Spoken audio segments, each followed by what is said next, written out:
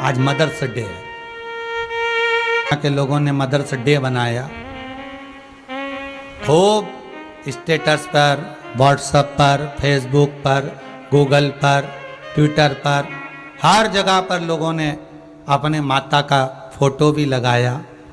सब लोगों ने अपने मदर्स डे मनाया, खूब प्रेम से मनाया। मेरा निवेदन था, एक दिन आपने अगर मदर्स डे मनाया है तो कम से कम एक दिन निवेदन है कि अपनी मम्मी को, अपनी माता को घर के काम से छुट्टी दे देते और कहते हैं माँ आज मदर्स डे है, तू बिल्कुल काम मत करना, तेरी बहू तेरे लिए चाय लाएगी, तेरी बहू तेरे को धोख लगाएगी, तेरी बहू तेरे चरण दबाएगी, तेरी बहू तेरे लिए भोजन लेकर आएगी। माँ आज तुझे हिलना नहीं है, माँ आज मदर्स डे है।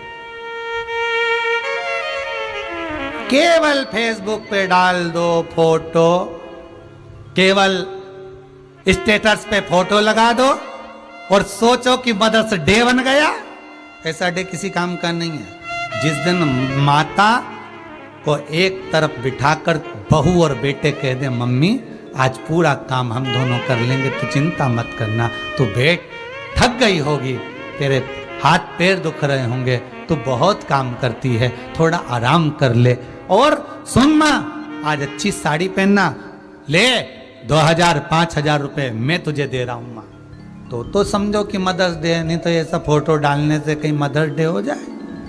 फिर तो रोज माँ ही अपने बेटे से लाड लड़ाती, रोज भोजन बनाती, रोज खिला देती, रोज बना कर लाती, रोज दे देती, और तो फिर उसका क्या मतलब था।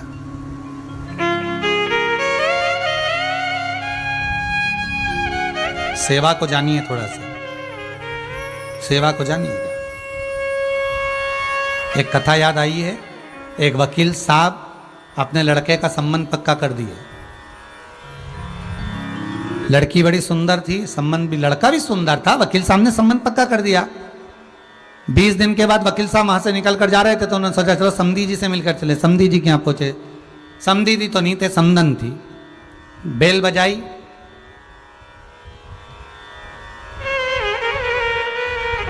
अंदर गए, जाकर देखा तो मां के हाथ में तो झाड़ू थी और जिस लड़की से संबंध पक्का करा था वो रिमोट लेके नाटक देख रही थी सोफे पे बैठ के। जैसे ही समधी जी आए, दरवाजा खोला, झाड़ू नीचे पटकी, बेटी भी उठ के खड़ी हुई, अंदर गई, समधी जी को बिठाया, चाय वगैरह पिलाई, चले।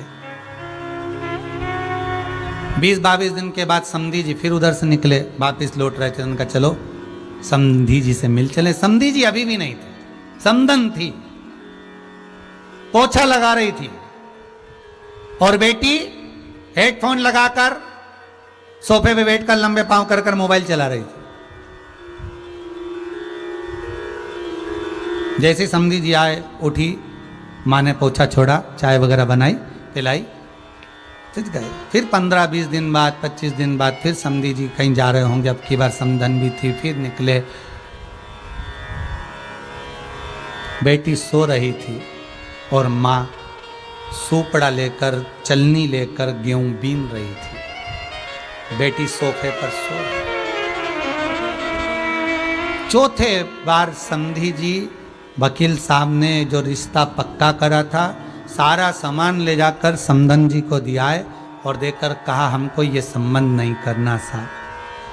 जिस लड़की को अपनी माँ पर दया नहीं आ रही तो वो दूसरी माँ पर कैसे दया करेगी। घर में माँ काम कर रही है और बेटी मोबाइल लेकर हेडफोन लगाकर बैठी है। घर में माँ झाड़ू लगा रही है और बेटी रिमोट लेकर टीवी देख रही है। घर में माँ पोछा लगा रही, गेहूं बीन रही, चावल बीन रही और बेटी आराम से सो रही है।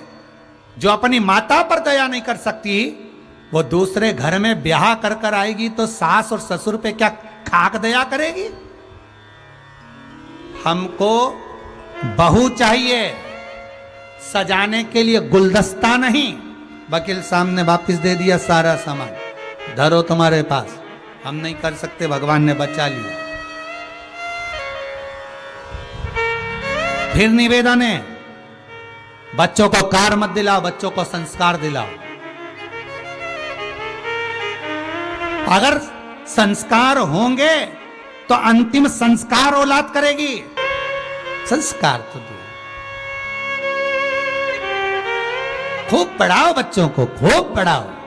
डॉक्टर, इंजीनियर, मिनिस्टर जो बनाना है बनाओ साहब, कलेक्टर, एसपी, डीएसपी, सीए, तुम्हें जो बनाना है बनाओ। पर उनकी पढ़ाई के साथ में एक संस्कार की भी पढ़ाई होना चाहिए कि तुम्हें ये पढ़ना है, तुम्हें वेद और पुराण को जानना है, तुम्हें शास्त्रों का स्मरण करना है, तुम्हें भगवत भजन करना है, तुम्हें अपने माँ बाप का सम्मान करना है। केवल एक स्टेटस पे फोटो नहीं लगाना है मदर्स डे पर।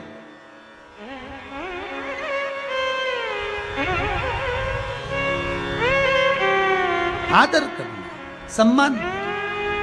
पहले भी कही थी, आज फिर कह रहे हैं, जब किसी के प्राण छूटते हैं 10 दिन तक जीवात्मा उसकी अटारी पर रहती है। मरने के बाद लोग दान करते हैं, सैया का दान करा, सुख सेच करा, ब्राह्मण भोजन कराया, आदिक दान तुम लोगों ने करे। पर इस मायावाद का खंडन तो श्रीमद् वल्लभाचार्य जी ने जगन्नाथपुरी में कर दिया। जिस समय जगन्नाथपुरी में मरने के बाद एकादशी का दान दिया जा रहा था, तो श्रीमद् वल्लभाचार्य जी ने जाकर, जगत गुरु श्रीमद् वल्लभाचार्य जी ने जाकर कहा था कि अगर एकादशी का दान करना है, पुण्य करना है, तो जीते जी करो। मरने के बाद की कोई गारंटी नहीं कि तुम्हें मिलेगा कि ना मिलेगा। अपने जीते जी, अगर एकादशी का दान कर रहे हो तो जीते जी करो। खुद एकादशी करो, खुद दान करो। सैया दान कर रहे हो तो अपने जीते जी कर लो। अन्न का दान कर रहे हो तो अपने जीते जी कर लो। कुछ करना है तो अपने जीते जी कर लो। मरने के बाद की कोई जवाबदारी नहीं, कोई गारंटी नहीं कि कोई करेगा और तुम्हें मिलेगा, इसका कोई भाव नहीं कर सकते। हम फिर कहें, आप बैकुंठ जाओगे नहीं जाओगे इसकी कोई गारंटी नहीं है, ना तो किसी पंडित जी के पास है और ना आपके पास में, कि आप बैकुंठ जाएंगे कि ना जाएंगे इसकी कोई गारंटी नहीं है।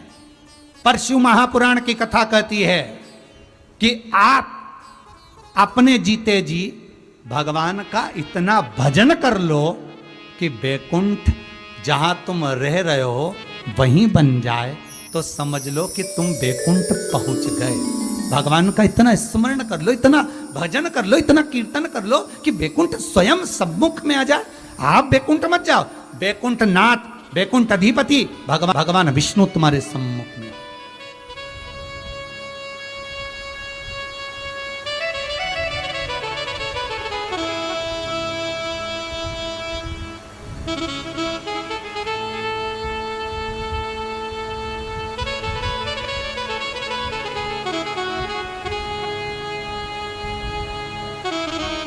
भगवान बैकुंठ अधिपति तुम्हारे सम्मुख हो।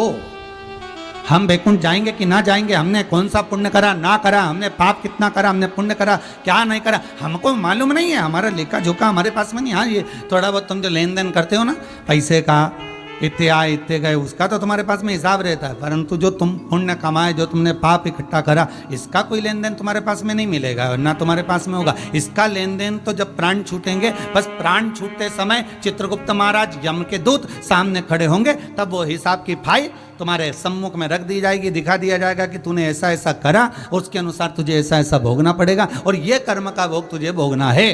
बस वो हिसाब उसके पास में, तुम्हारे पास में तुम्हारा हिसाब है। मैंने 50,000 उसको दिए थे, 25,000 छोटे भाई को दिए थे, मंजले भाई ने इतना दिया, मैंने पोथी में इतना लगाया, मैंने कथा में इतना लगाया, मैंने दान इतने का करा, पंडित जी को दक्षिणा इतनी दी, मैंने गिरिराज जी पर दूध इतना चढ़ाया, शंकर जी को बेलपत्री इतनी चढ़ाई। सारा हिसाब तुम्हारे पास,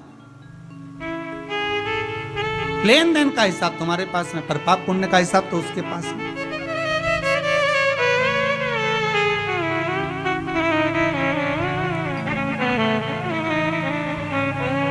फिर वही बात आ गई, पुराणों से नहीं डरना मत डरो, शिव महापुराण से नहीं डरना मत डरो, अपने माता पिता से नहीं डरना मत डरो, घर के बड़ों से नहीं डरना मत डरो।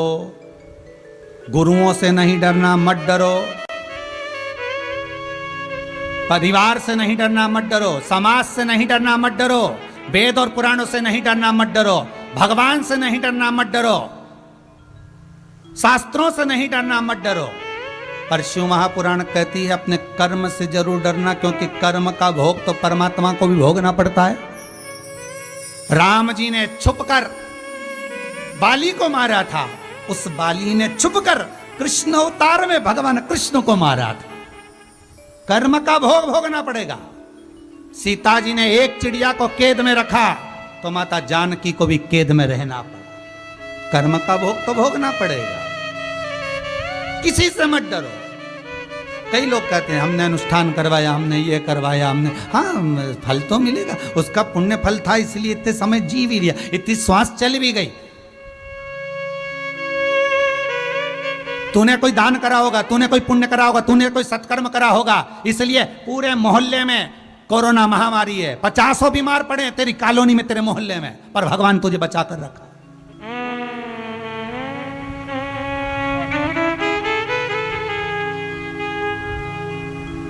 और हर पल हर घड़ी उस भोलेनाथ को धन्यवाद देते रहना, उस शंकर को कहते रहना कि मैंने तेरी कथा सुनी है इसलिए शायद मैं बचा हुआ हूं, मैंने अमृत शिव महापुराण का पी रखा है इसलिए शायद बचाऊं। ये तेरी कृपा है, तेरी कृपा से बचा हूं।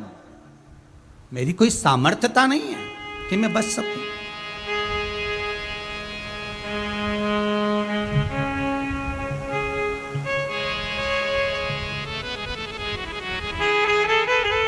राजगरिया परिवार के पुत्र और पुत्रवधुएं भी ध्यान से सुन ले।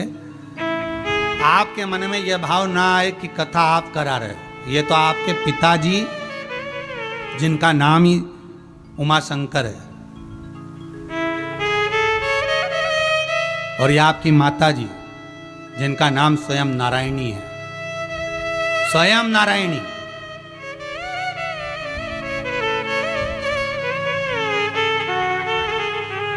ये उनका पुण्य है जो आप तीनों भाई आनंद में विराजमान होकर इस शिव महापुराण की कथा को करवा रहे हैं। सबसे ज्यादा प्रसन्न होंगे तो वो उमाशंकर जी प्रसन्न होंगे। एक बार सब मेरे साथ में बोलेंगे, जितने लोग टीवी पर कथा सुन रहे हैं।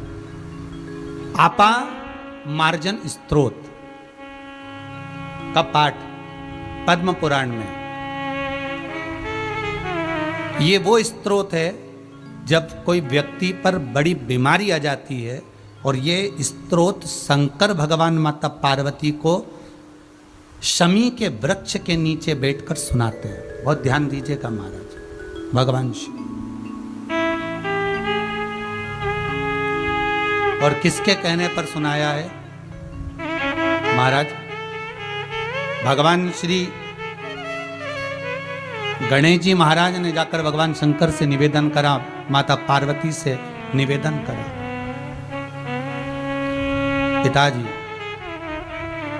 मेरा मन है इस संसार सागर में ना जाने कितनी बीमारियों से लोग ग्रसित होंगे, ना जाने कितनी बीमारियों में लोग डूबे रहेंगे। कहीं कहीं कोई कोई बीमारी इतनी बड़ी आ जाएगी कि जीव अपने प्राणों को भी गंवा बैठेगा। उस समय पर संसार के लोगों को बचाने के लिए कोई ऐसा प्रयोग किया जाए जिससे संसार के लोग उस गंभीर बीमारी से बच सके।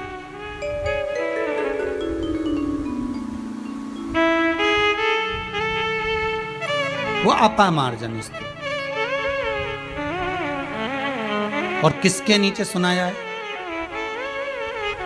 शमी वृक्ष के नीचे। शमी कौन? पिछले वर्ष ऑनलाइन जो कथाएं कही थी उसमें शमी वृक्ष की महत्वता का वर्णन किया था। शमी कौन? औरव ऋषि की बेटी शमी, जिनका विवाह धौम्य ऋषि के पुत्र मंदार से हुआ था।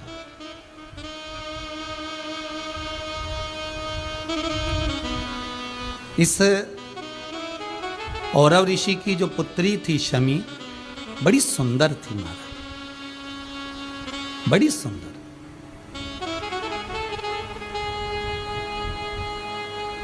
और इसका एक नियम था, ये भगवान की भक्ति में डूबना।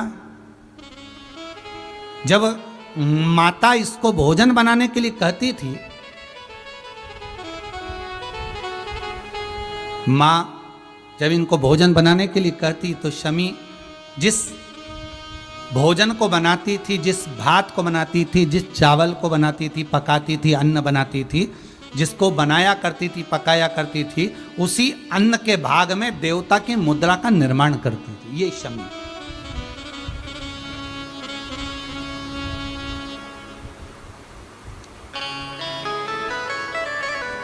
अन्न भाग से देवताओं का निर्माण करने वाली औरव ऋषि की कन्या शमी।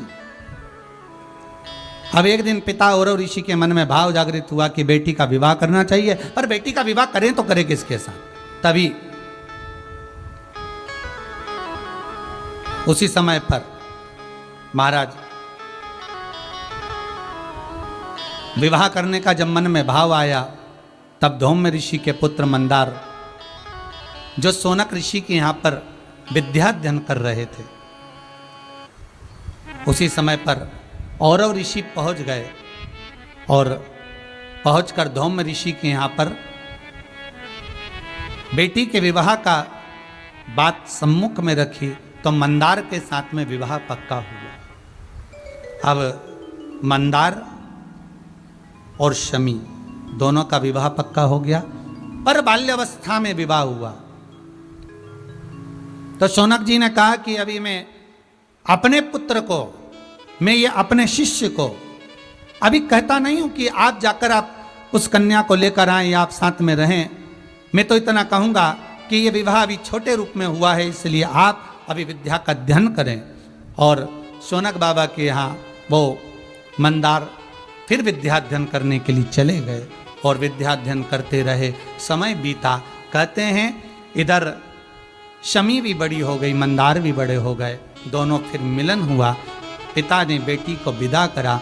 मंदार और शमी दोनों जा रहे थे। जाते जाते इनके मन में आया कि अपन जहां से निकल कर जा रहे हैं, बीच में भृशुंडी ऋषि का आश्रम है, चलो।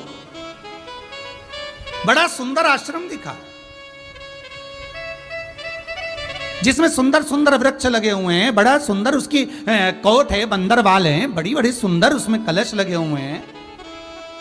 बहुत ध्यान दीजिएगा महाराज, किसी भी आश्रम में जाओ, आप किसी भी आश्रम में प्रवेश करें, आश्रम सब सुंदर होते हैं। बस निवेदन इतना है कि आपसे मंदार और शमी इन दोनों की जैसी गलती ना हो, इसका ध्यान रखिए। मंदार और शमी से एक गलती हो गई। क्या गलती हो गई कि ये भृशुंडी बाबा के आश्रम में प्रवेश तो कर गए। आश्रम बड़ा सुंदर था, आप किसी भी आश्रम में जाओ, वृंदावन जाएं, अयोध्या जाएं, गोकुल जाएं, नंदगांव जाएं, काशी जाएं, मथुरा जाएं, उज्जैनी जाएं, आप बद्रिकाश्रम जाएं, आपकी मर्जी पड़े। जहाँ जहाँ तीर्थ में जाकर देखोगे तो आश्रम बड़े सुंदर सुंदर बने हुए होते हैं महाराज। और कभी सीहोर आएंगे, जब लॉकडाउन खोले उसके बाद की बात है, अभी की बात नहीं हो। अभी तो चारों तरफ ताले लगे हुए हैं।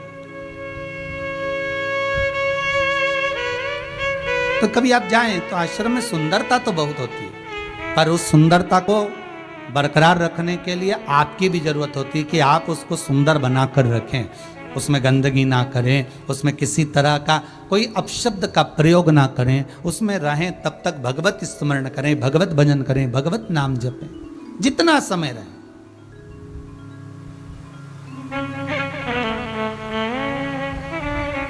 अब भृशुंडी ऋषि के आश्रम में प्रवेश कर गए।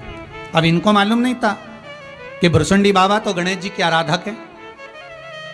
कहते हैं, गणेश पुराण कहती है कि भृशुंडी बाबा ने गणेश जी की इतनी आराधना करी थी, गणेश जी का इतना स्मरण करा था, भृशुंडी बाबा ने गणेश जी की इतनी आराधना करी थी कि एक बार गणेश जी महाराज प्रसन्न होकर आ गए। गणेश जी ने कहा, मांगो भृशुंडी बाबा, तुम्हें क्या चाहिए? तो भृशुंडी जी ने कहा था, अगर कुछ देना चाहते हो तो बस जैसा आपका स्वरूप है वैसा मेरा बना दीजिए, वैसा स्वरूप मेरा बना दो।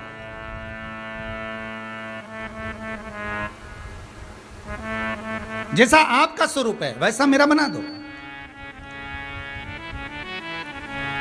हमारे यहां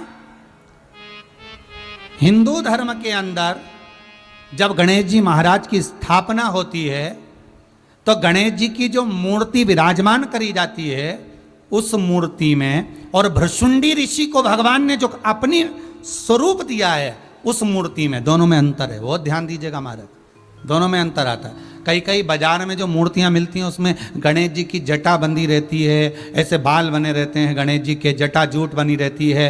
और गणेश जी महाराज को सुंदर जटा जूट में देखा होगा, कहीं गणेश जी को आपने सन्यासी के वेश में देखा होगा, कहीं गणेश जी को आपने मृगशाला लपेटे हुए देखा होगा। कोई कोई मूर्तियां अगर आपने देखी होगी गणेश चतुर्थी के टाइम पर गणेश जी की मंदिरों में विराजमान होती है, या लोग मट्टी की मूर्ति लेकर जाते हैं तो उसमें जटा बंदी होती है, उसमें केश बंधे होते हैं, उसमें केश लगे होते हैं, उसमें मृगशाला पहने रहते हैं गणेश जी महाराज। तो जो सन्यासी के वेश में गणेश जी की मूर्ति का जो दर्शन होता है वो गणेश जी नहीं होते, वो गणेश जी ने जो अपना स्वरूप भृशुंडी बाबा को प्रदान करा था, ये उस स्वरूप की दर्शन होता है, ये उस स्वरूप का पूजन का दर्शन करोगे तो सिर पर मुकुट लगा हुआ है, गणेश जी के कानों में सुंदर कर्ण फूले, गले में माला पहने हुए, सुंदर सुंदर धोती, सुंदर सुंदर भगवान पीताम्बरी धारण करे हुए, सुंदर वस्त्र धारण करे हुए, सुंदर सुंदर मुद्रिका श्री गणेश जी महाराज, सुंदर सुंदर पाँव में पायल श्री गणेश जी महाराज पहने हुए, सुंदर तगड़ी गणेश जी महाराज, गले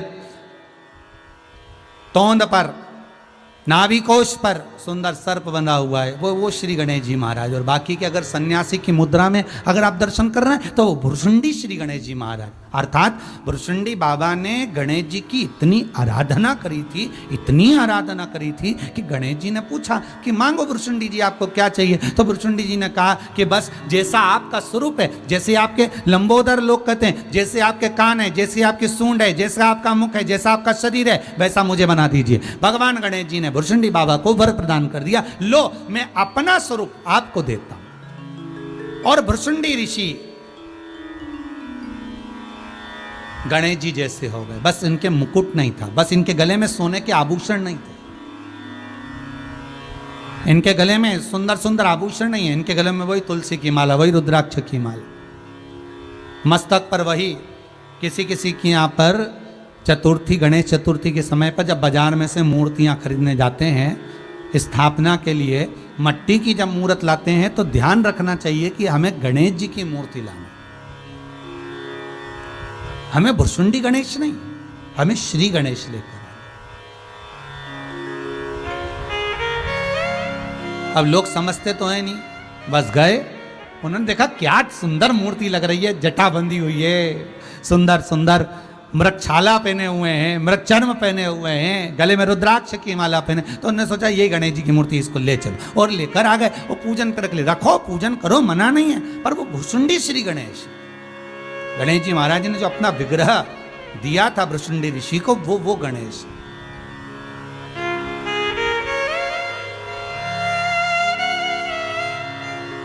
पर गौरी नंदन,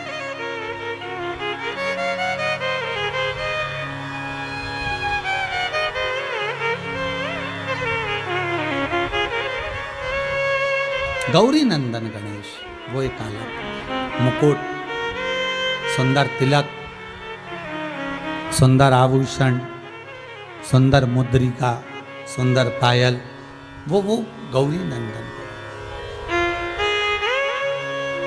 अब शमी और मंदार दोनों का प्रवेश हुआ। जब नया नया मंगल विवाह होता है ना तो लोग किसी को नहीं गिनते साहब, नया नया जब विवाह हुआ होता है ना तो लोग नहीं गिनते, फिर तो पति पत्नी एक ही थाली में भोजन कर रहे हैं, भले सास ससुर खड़े हैं तो खड़े, भले खड़े रहें, उन्हें कोई फर्क नहीं पड़ता, उनका तो मन, घर से भी निकल रहे हैं, रोज प्रतिदिन घूमने जा रहे हैं, मन पूछा ना पूछा वो अपनी जगह।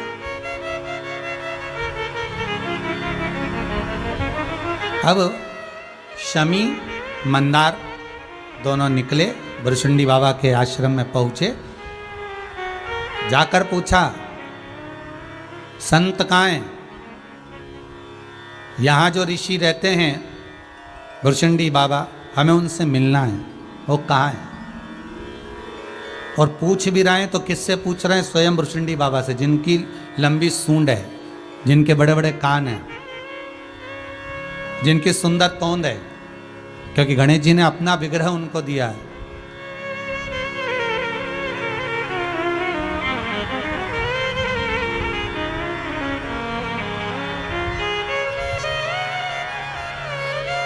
और होता है महाराज स्वयं गणेश तो कि गौरी के नंदन गजानंद स्वामी, तुम्हें आज कीर्तन में आना पड़ेगा।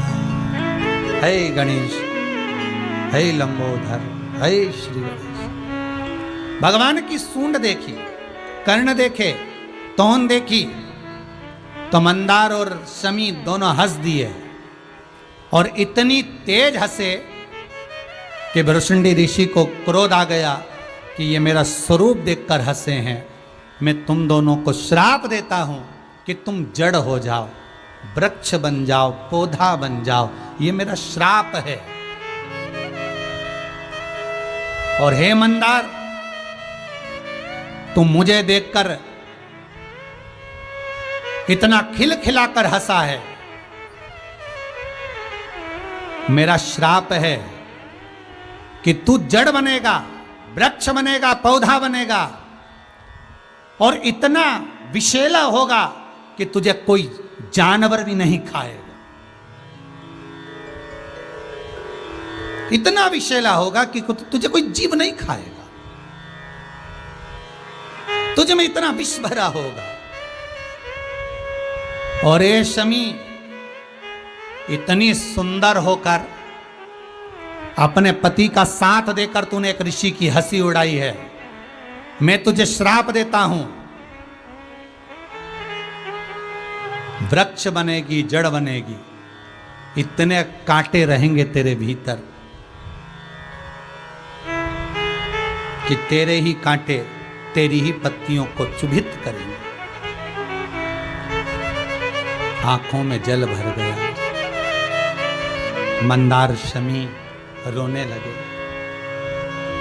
शमी मंदार रो रहे हैं जल भर कर, हम जान नहीं सके, हमसे गलती हो गई है। भुरशुंडी बाबा को अब क्या मनाए? अब मना रहे इनको नहीं, अब मना रहे श्री गणेश को, जिन्होंने भुरशुंडी बाबा को अपना स्वरूप दिया था।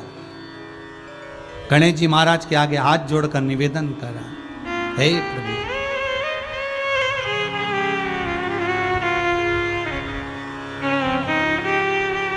हे नाथ, हे कृपा दया कर,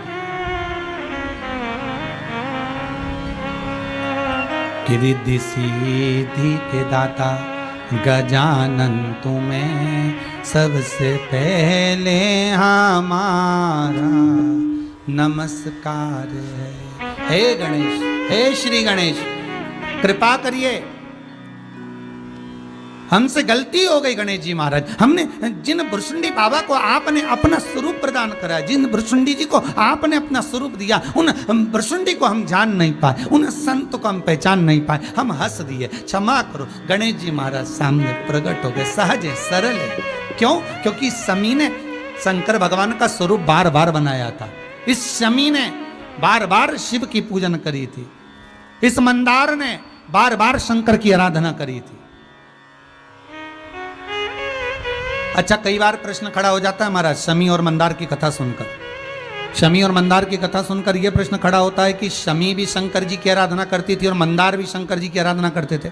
फिर आखिर कारण क्या हुआ कि शंकर भगवान जब जिस समय पर भुरशुंडी ऋषि श्राप दे रहे थे, उस समय पर शंकर जी को आकर बचाना था। जब इतनी तप साधना करी थी तो बचाया क्यों नहीं?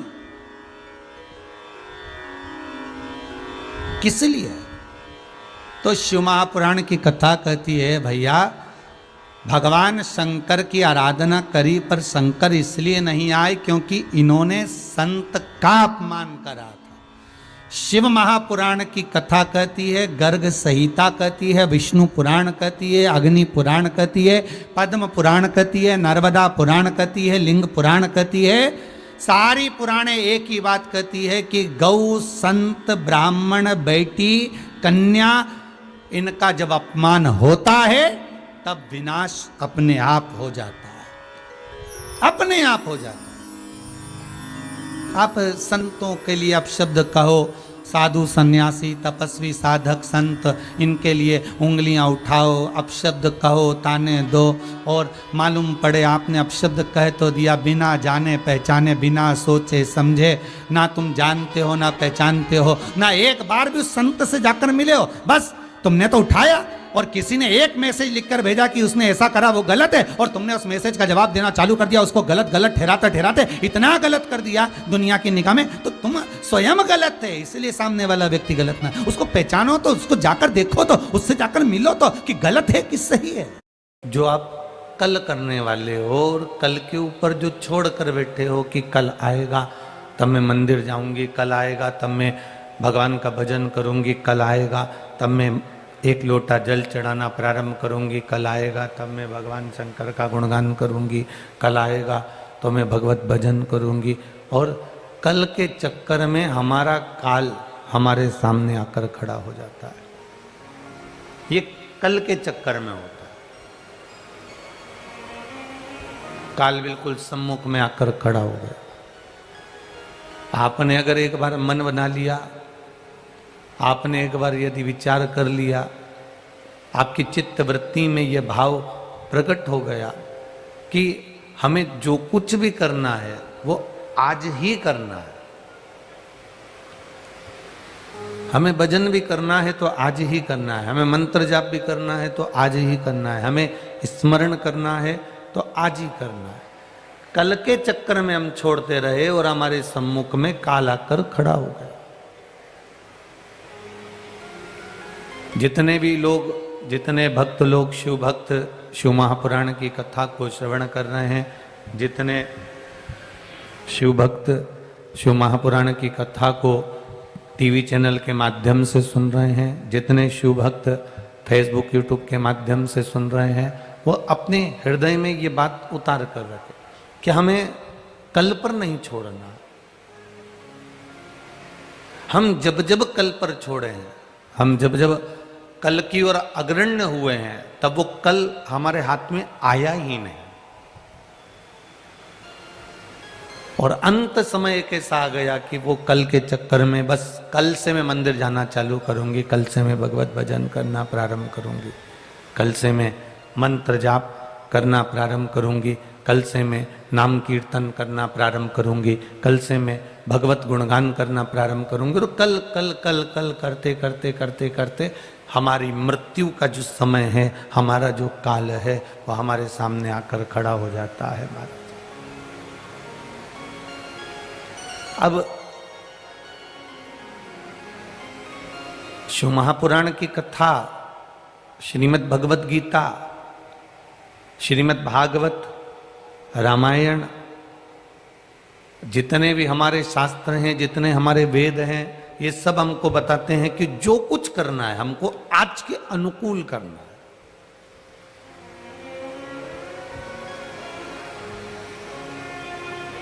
मैं दुकान कल खोल लूंगा, अब मालूम पड़े कल तुम दुकान खोलोगे और आज अगर आपके पास में है और आज आपका अगर प्रबल है, अगर आपका आज प्रबल है तो फिर क्या सोचना। मैं कल दर्शन कर लूंगा, अगर आपका आज प्रबल है, अगर आपका पांव आज चल रहा है, शरीर ठीक है, सारी इंद्रियां आपकी बहुत प्रबल हैं, सारी इंद्रियां श्रेष्ठ हैं, सारी इंद्रियां ठीक है, सारी इंद्रियां आपकी काम कर रही है, तो फिर आपको चिंता का विषय नहीं है।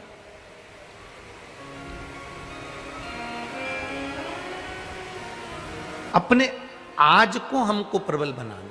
शिव महापुराण की कथा कहती, भगवान शंकर का संवाद कहता है, भगवान शिव की कथा कर रही है, भगवान शंकर का संवाद कर रहा है, हमारा आज हम क्यों ना प्रबल करें। और जब हमारा आज हम प्रबल कर लेंगे तो फिर हमें कल देखने की जरूरत नहीं पड़ेगी, कहीं शंकर भगवान हमारे हाथ को थाम लेंगे और हमें हमारे मंजिल तक छोड़ देंगे। हमारे आज को हमें प्रबल करना।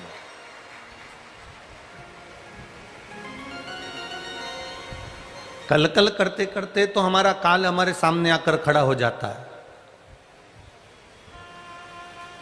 मृत्यु की घड़ी हमारे सम्मुख में आकर खड़ी हो जाती है।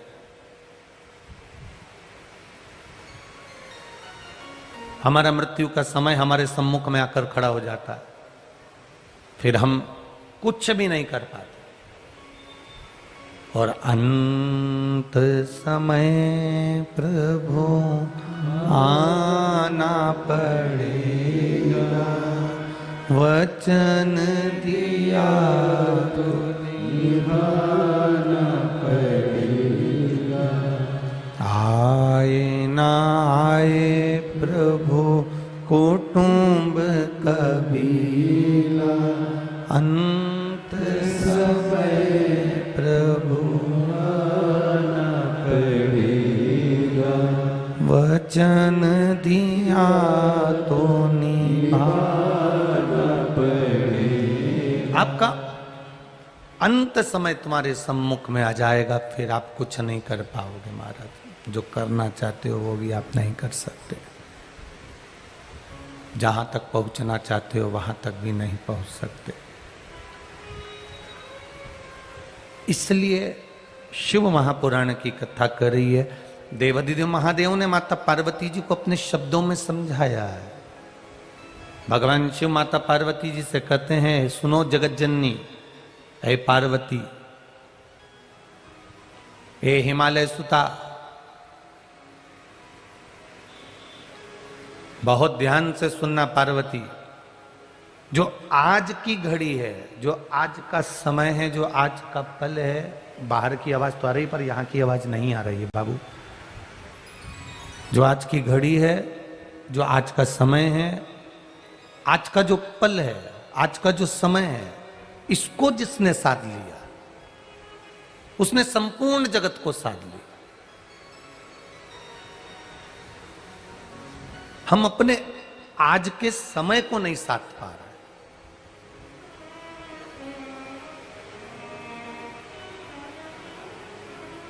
हम जितना भी कार्य करना चाहते हैं उसमें हम दूसरे के समय के अनुसार उसको जमाने का प्रयास करते हैं।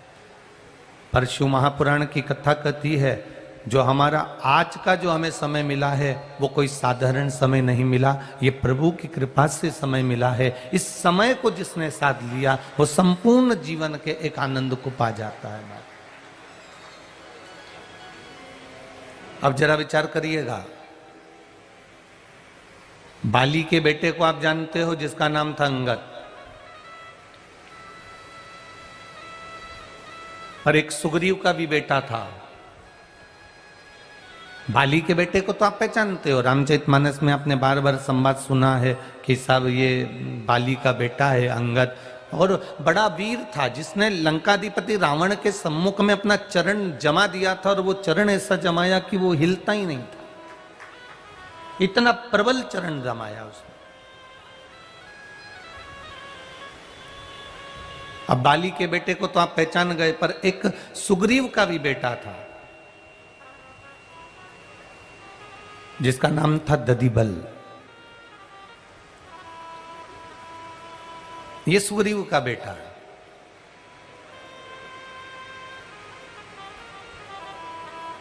और बहुत ध्यान देना महाराज जी, इस कथा को, दधिबल की कथा को जो लिया जा रहा है यहाँ पर, उसको लेने का कारण केवल इतना है कि दधिबल केवल एक ऐसा था जो भगवान के मुखाग्रविंद का दर्शन करना चाहता था।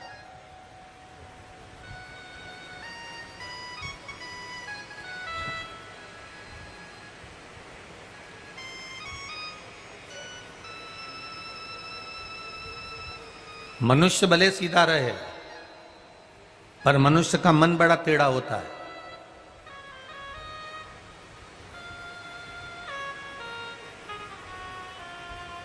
ये मन बड़ा टेढ़ा है महाराज। अब जैसे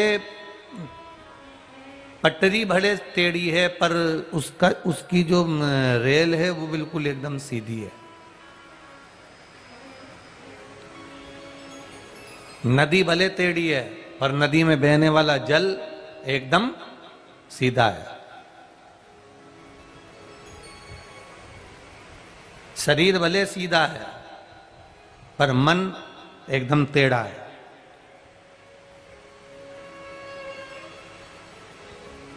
ददीबल ने यह विचार कर लिया कि मैं शिव की आराधना करूंगा, क्योंकि एक बार ददीबल जब खेल रहे थे और सुग्रीव ने ददीबल को देखा तो सुग्रीव ने ददीबल को देखकर अपने गुरुजन से पूछ लिया कि मेरा पुत्र कितना विद्वान होगा, मेरा पुत्र कितना वीरवान होगा, मेरा पुत्र कितना ज्ञानवान होगा, मेरा पुत्र कितना धैर्यवान होगा, ये प्रबल में भी प्रबल कहलाएगा, मेरे भाई के बेटे से भी ज्यादा प्रबल मेरा पुत्र कहलाएगा। ये सुग्रीव के चित्तवृत्ति की बात है जो सुग्रीव कह रहा है, जो सुग्रीव बोल रहा है।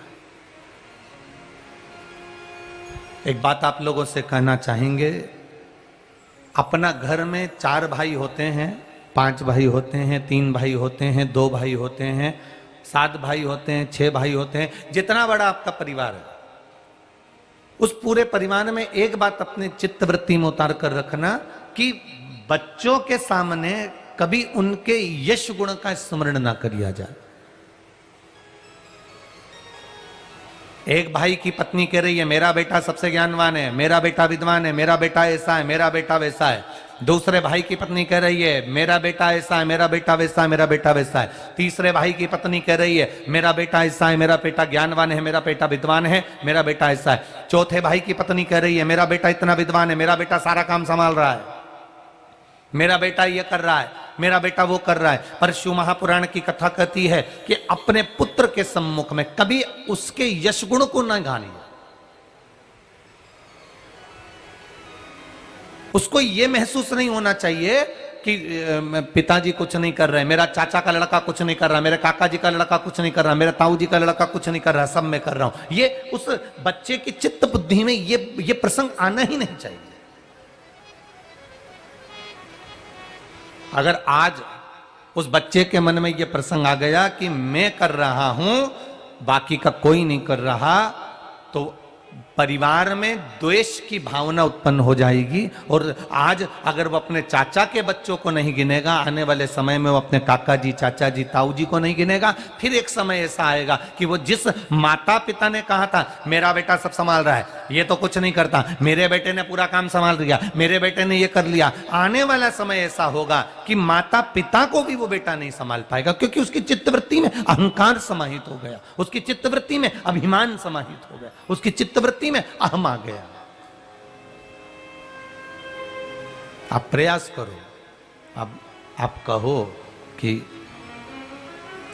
भगवान की कृपा है, भोलेनाथ जी की दया है, उनकी करुणा, उनकी उदारता है, ये उन्हीं की कृपा, उन्हीं की दया, उन्हीं की सब कृपा है जो हमारे घर के इतने सारे बच्चे हैं ना, ये सब अपने अपने माता पिता के काम को संभाल लेते हैं। ये उसकी कृपा है, ये उसकी दया है, ये उसकी करुणा है, ये उसकी कृपा से हो रहा है।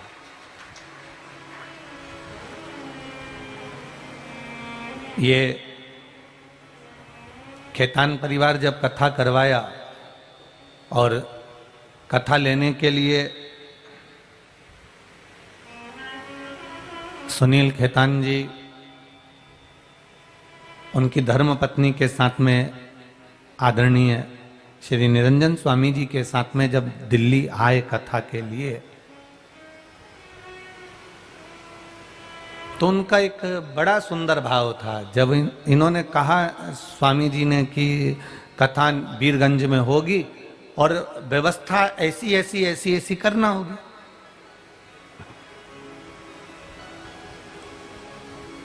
तो खेतान जी की पत्नी और खेतान जी,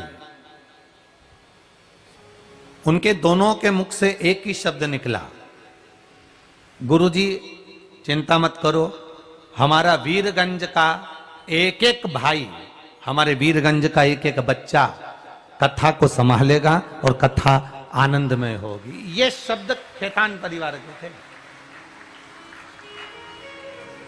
उन्होंने ये नहीं कहा कि हमारा खेतान परिवार इस कथा को संभालेगा, हमारा परिवार इस कथा को कराएगा, या हमारा परिवार इस कथा को संभाल। उनका शब्द था मेरे वीरगंज का एक एक बच्चा, मेरे वीरगंज का एक एक भाई, मेरे वीरगंज की एक एक माता, मेरे वीरगंज का एक एक बच्चा इस कथा को संभाल ले।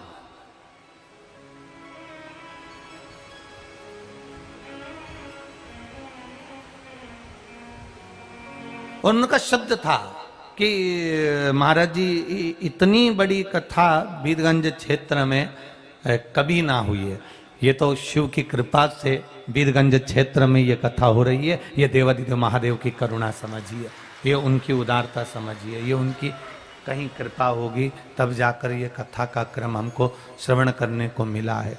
ये उनकी उदारता का विषय है।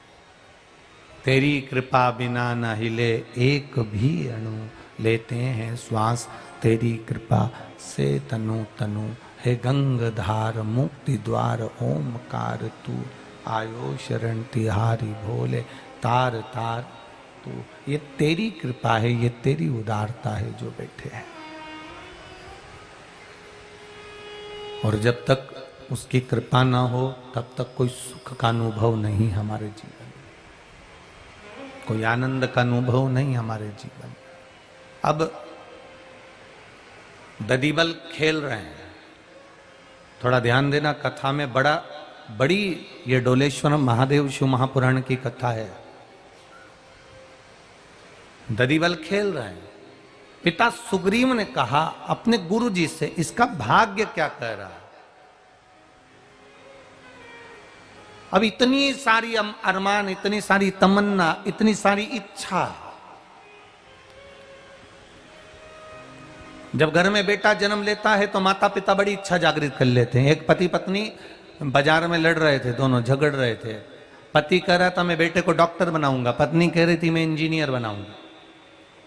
पति चिल्ला कर कह रहा था नहीं मैं डॉक्टर बनाऊंगा, पत्नी कहे मैं इंजीनियर बनाऊंगी। दोनों झगड़ा कर रहे थे। वहीं से एक संत निकल कर जा रहे थे। संत ने पूछ लिया क्यों झगड़ा कर रहे हो।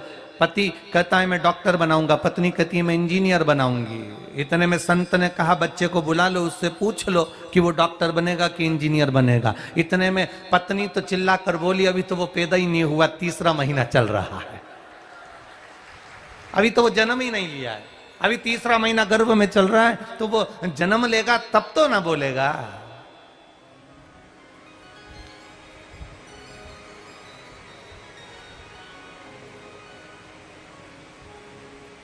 भाई जन्म लेगा ना तब तो ना बोलेगा कि मैं डॉक्टर बनूंगा कि इंजीनियर बनूंगा। अभी तो उसका जन्म ही नहीं हुआ। हम भी बस इसी चित्तवृत्ति में, यही चित्तवृत्ति में हम भी डोल रहे हैं। पति कहता है कि मेरी पत्नी चंद्रमुखी है, और कितनी भी चंद्रमुखी पत्नी मिल जाए उसके बाद भी पति हमेशा दुखी ही है।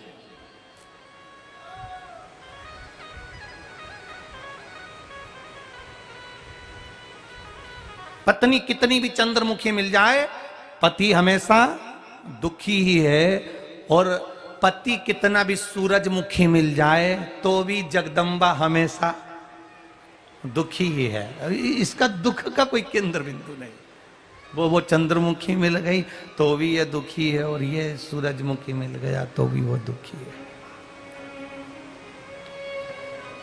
महाराज शिव पुराण कह रही है, माइक सही नहीं है मुझे लगता है, आवाज पकड़। शिव महापुराण की कथा कह रही है, भगवान शंकर का संवाद कर रहा है। सुग्रीव अपने गुरु से पूछ रहे हैं कि ये बेटा कैसा है, इस बेटे का जो क्रम है, ये बेटा जो है ये विद्वान बनेगा, ज्ञानवान बनेगा, धैर्यवान बनेगा, बड़ा जागरूक बनेगा, ये पुत्र आखिर है कैसा, क्या क्या है इस पुत्र में। इतने में गुरु अब अरमान कितने लगाए थे कि डॉक्टर बनाऊंगा कि इंजीनियर बनाऊंगा कि ये बनाऊंगा कि वो बनाऊंगा, अरमान कितने लगाए थे। इतने में गुरु जी के मुख से निकल गया ये बेटा अल्पायु है, इसकी आयु कम है, युवान अवस्था आएगी ये मर जाएगा, ये अल्पायु है।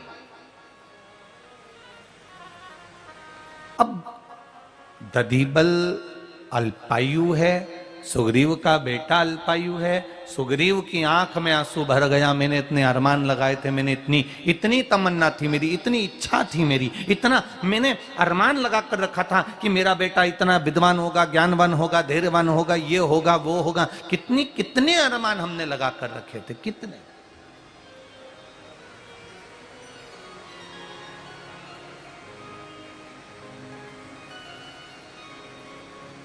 कितने अरमान संसार के लोग कितने अरमान लगा कर बैठते हैं, जरा विचार करिएगा, कितने अरमान।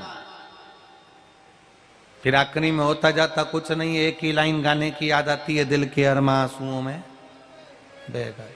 इतने अरमान जोड़ के रखे थे।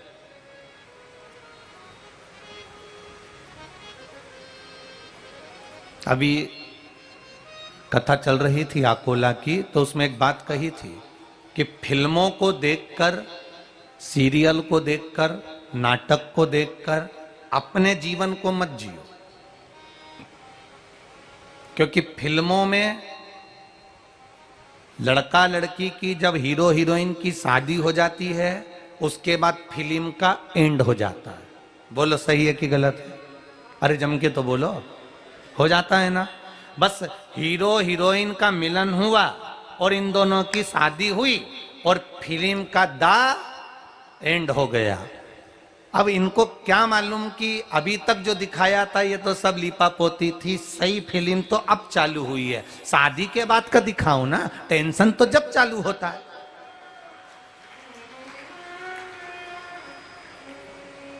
शादी के पहले का दिखा दिया, लड़का वहां गया, गाड़ी पे बिठाया, लड़की को लेकर गया, वहां गया, घूमा फिरा, मॉल गए, ये करा, चाउमीन खाया, ये खाया, पानी पूरी खाई, ये सब दिखाया। लड़ाई भी हुई ने, झगड़ा भी हुआ ने, दोनों मिलने के चक्कर में दोनों एक दूसरे के हो भी गए और मालूम पड़ा जब शादी हुई तो फिल्म का द एंड हो गया। क्योंकि सही जहां एंड हुआ है, शादी के बाद जिंदगी की सही शुरुआत चालू होती है, तब मालूम पड़ता है कि जीवन जीना कैसे है। इधर से सास चिल्लाए, इधर से ससुर चिल्लाए, इधर से पति आंख दिखाए, इधर से पत्नी कुछ बोले। वो कहते हैं ना, शादी का 1 साल पति बोलता है, पत्नी सुनती है। शादी का दूसरा साल पत्नी बोलती है, पति सुनता है। शादी के बाकी के साल पति पत्नी दोनों बोलते हैं, पूरा वीरगंज सुनता है।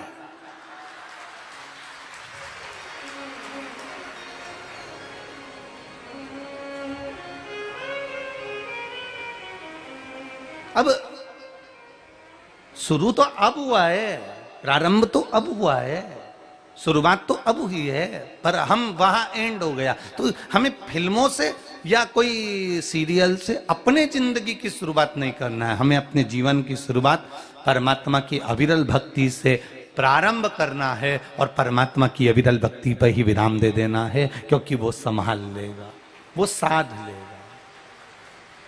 मेरे बाबा दया करना, मैं तेरे भरोसे हूँ। मेरे बाबा दया करना, मैं तेरे भरोसे हूँ। ना घर के भरोसे हूँ, ना परिवार के भरोसे हूँ। ना घर के भरोसे हूँ, ना परिवार के भरोसे हूँ। मेरे दाता दया करना, मैं तेरे भरोसे। मेरे बाबा दया करना, मैं तेरे भरोसे। आप दिल से उससे कहेंगे, आप दिल से उसे पुकारेंगे, आप दिल से उससे निवेदन करेंगे, तो वो सुख का अनुभव अपने आप करा देगा। ददीबल अल्पायु है, इसके प्राण युवान अवस्था में चले जाएंगे। ये मर जाएगा। सुग्रीव की आंखों में जल भर गया, सुग्रीव के नैनों में जल भर गया, सुग्रीव रोने लगा। आंखों में जल है सुग्रीव। जिस बेटे के लिए इतनी आस लगाई थी, जिस बेटे के लिए इतना सोचा था, वही बेटा के लिए कह दिया गया कि ये मर जाएगा, जवान अवस्था में चले जाएगा, युवानी में इसके प्राण छूट जाएंगे। अब बेटे ददीबल ने शब्द सुना, एक बहुत अच्छी बात अपने जीवन में उतारिएगा। एक माँ ने पत्र लिखा है, देखिए।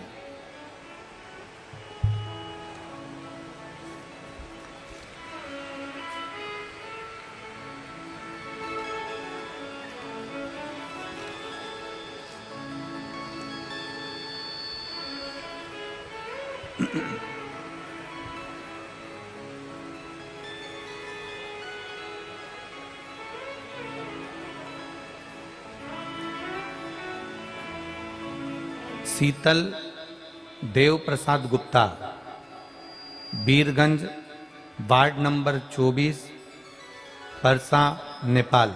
मोबाइल नंबर ये लिखा है। कहीं बैठे हो तो हाथ हिलाइएगा। आप ही हैं? दोनों हाथ ऐसे हिला दो एक बार। श्री शिवाय नमस्तुभ्यम। शीतल देव प्रसाद गुप्ता, बीरगंज, वार्ड नंबर 24, परसा, नेपाल। गुरुजी, शिव महापुराण का मैं क्या वर्णन करूं, मैं क्या बताऊं। 2021 सितंबर का महीना 5 तारीख मुझे हार्ट अटैक हुआ। तब हम हॉस्पिटल लेकर गए हैं, सारे परिवार वाले मुझको हॉस्पिटल लेकर गए।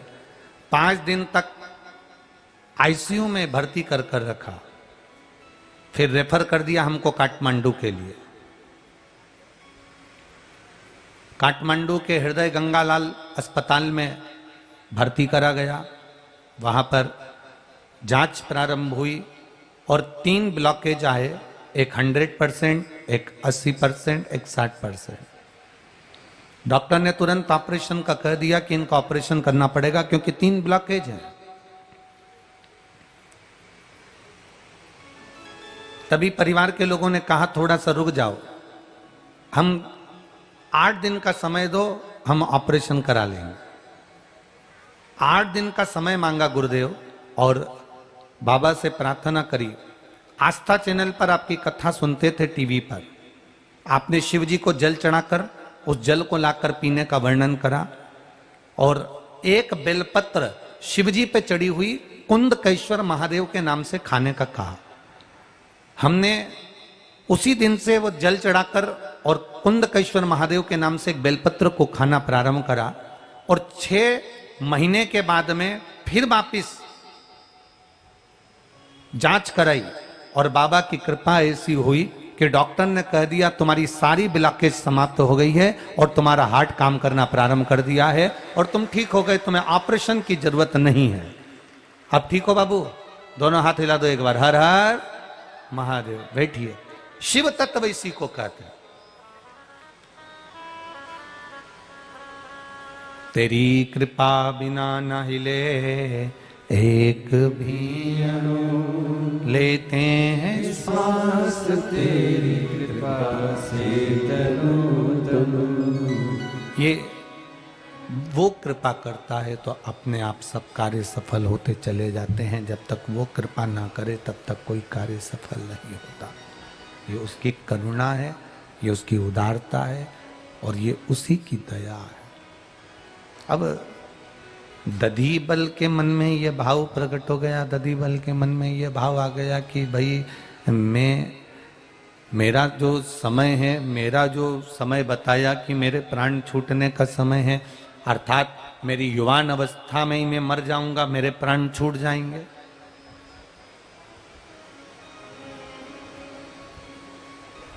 सूचना केवल मृत्यु की मिले तो व्यक्ति कांप जाता।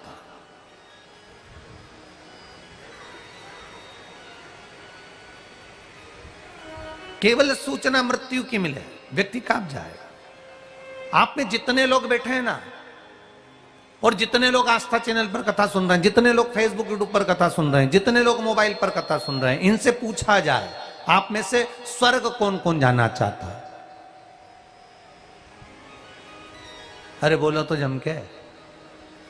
आप में से कोई पूछे इतने लोगों से कि स्वर्ग कौन कौन जाना चाहता है, तो जितने बैठे हो ना सब हाथ उठा दोगे कि हम सब कहां जाना चाहते हैं? जम के बोलो जरा, स्वर्ग जाना चाहते हैं। अब कोई तुमसे कह दे कि स्वर्गवासी कितने होना चाहते हो, कोई हाथ उठाएगा क्या? नहीं। स्वर्ग सब जाना चाहते हैं पर स्वर्गवासी कोई नहीं होना चाहता है। उसी तरह भगवान तो पाना है पर भगवान के मंदिर तक नहीं जाना है।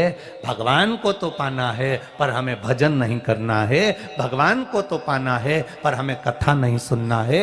भगवान को तो पाना है पर हमें भगवान की भक्ति में नहीं रमना है। तो ईमानदारी से बोलो, बिना मरे स्वर्ग मिल जाएगा क्या?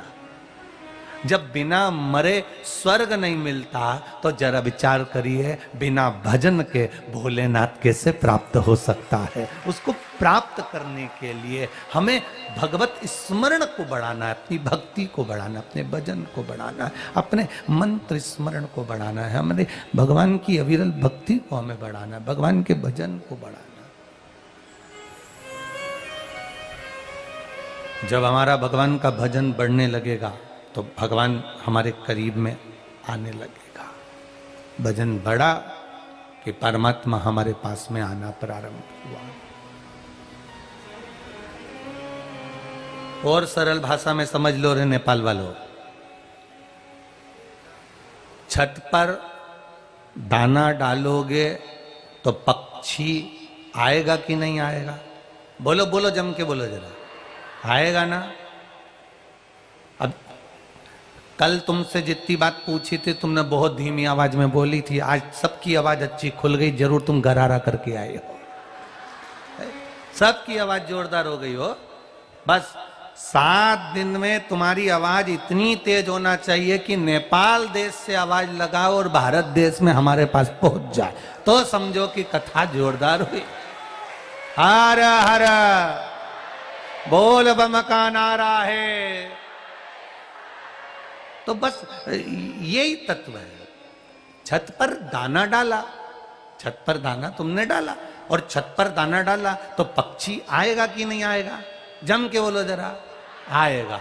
जब तुमने छत पर दाना डाला है तो पक्षी आएगा भी, बैठेगा भी, दाना चुगेगा भी और थोड़ी देर बैठकर फिर जाएगा। उसी तरह तुमने बैठकर अगर भजन गाया है, तुमने बैठकर भगवान का भजन किया है, तुमने बैठकर 1 लोटा जल महादेव को चढ़ाया है, तुमने बैठकर शिव महापुराण की कथा श्रवण करी है, तो महादेव भी आएगा और भगवान का भजन करने वाले की कृपा बरसाकर जरूर, ये निश्चित है।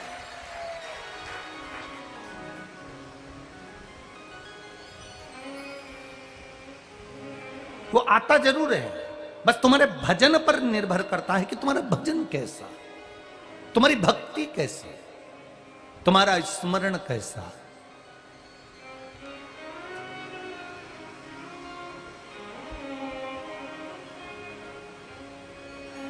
शंभु शरणे पड़ी मांगू घड़ी रे, दुख काटो दया करी दर्शन आपो। महाराज आपकी भक्ति कैसी है? ददीबल को मालूम पड़ गया कि मैं अल्पायु हूं, माता पिता के साथ में ददीबल रह रहा है और उसको मालूम है कि अब मेरी उम्र नहीं है इतनी। माता पिता ने मन में विचार कर लिया कि बेटा अल्पायु है, हमारे सामने बेटे के प्राण छूटेंगे, अच्छा नहीं लगेगा, तो बेटे से कह दिया कुछ ऐसा कर जाओ अपनी जिंदगी में कि लोग तुम्हारा नाम ले। ऐसा मृत्यु लोक में अगर जन्म लिया है, पृथ्वी पर अगर आए हो तो काम ऐसा कर कर चले जाना कि लोग आपका स्मरण करें। पूरे जितने भी देवी देवता हैं सारे देवताओं का नाम उठा लो, किसी भी देवता के आगे महासंबोधन नहीं लगा। भगवान विष्णु के नाम के आगे महा लगा क्या? केवल देवाधिदेव महादेव के आगे एक लगा है महादेव, बाकी के किसी देवता के आगे महासंबोधन नहीं लगा। हम अपने नगर में, अपने वीरगंज में कोई व्यक्ति बहुत अच्छा काम करता है तो अपन क्या कहते हैं? महापुरुष है। महापुरुष मतलब महाशब्द लगाया, महासंबोधन लगाया। महासंबोधन कब लगाया? जब उसने कोई अच्छा काम किया, जब उसने कोई अच्छा कार्य अपने वीरगंज के लिए, जब अच्छा कार्य अपने नेपाल देश के लिए, जब अच्छा कार्य अपने देश के लिए अगर कोई करता है तो हम उसके आगे लिख देते हैं महापुरुष।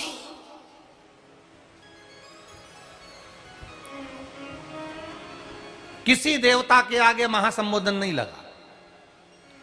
इंद्र के आगे महा इंद्र लिखा क्या? कुबेर जी के आगे महाकुबेर लिखा क्या? गरुण जी के आगे महागरुण लिखा क्या? ब्रह्मा जी के आगे महाब्रह्मा लिखा क्या? भगवान नारायण के आगे महाब्रह्म, भगवान विष्णु लिखा क्या? नहीं, केवल देवताओं में एक देव ऐसे हैं जिनके नाम के आगे महासंबोधन लगाया गया, जिनको देवों का देव महादेव कहा गया। और महादेव का संबोधन कब लगाया गया? क्योंकि वो जलचर हो, थलचर हो, वायुचर हो, पशु हो, पक्षी हो, जीव हो, जानवर हो, जो भी हो, भगवान का महासंबोधन इसलिए लगाया गया क्योंकि मेरे देव अधिदेव महादेव खुद नहीं खाते, दुनिया के लोगों को खिला देते हैं। मेरे महादेव खुद नहीं पीते, दुनिया के लोगों को अमृत पिला देते हैं। अगर आप होते तो सबसे पहले अमृत आप पीते, विष नहीं पीते। पर मेरे महादेव ने विष पिया और अमृत संसार के लोगों को पिला दिया कि तुम पियो। महासंबोधन ऐसे ही नहीं लग जाता।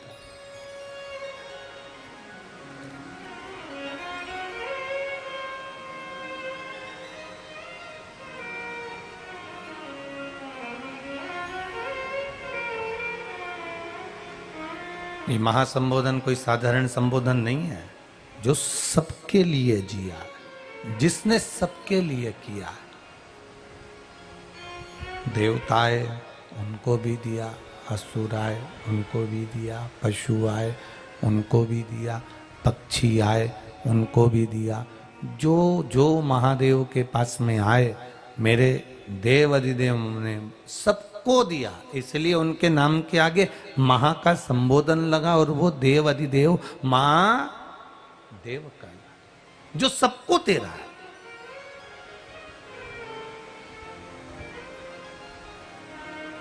महापुरुष का मतलब क्या है?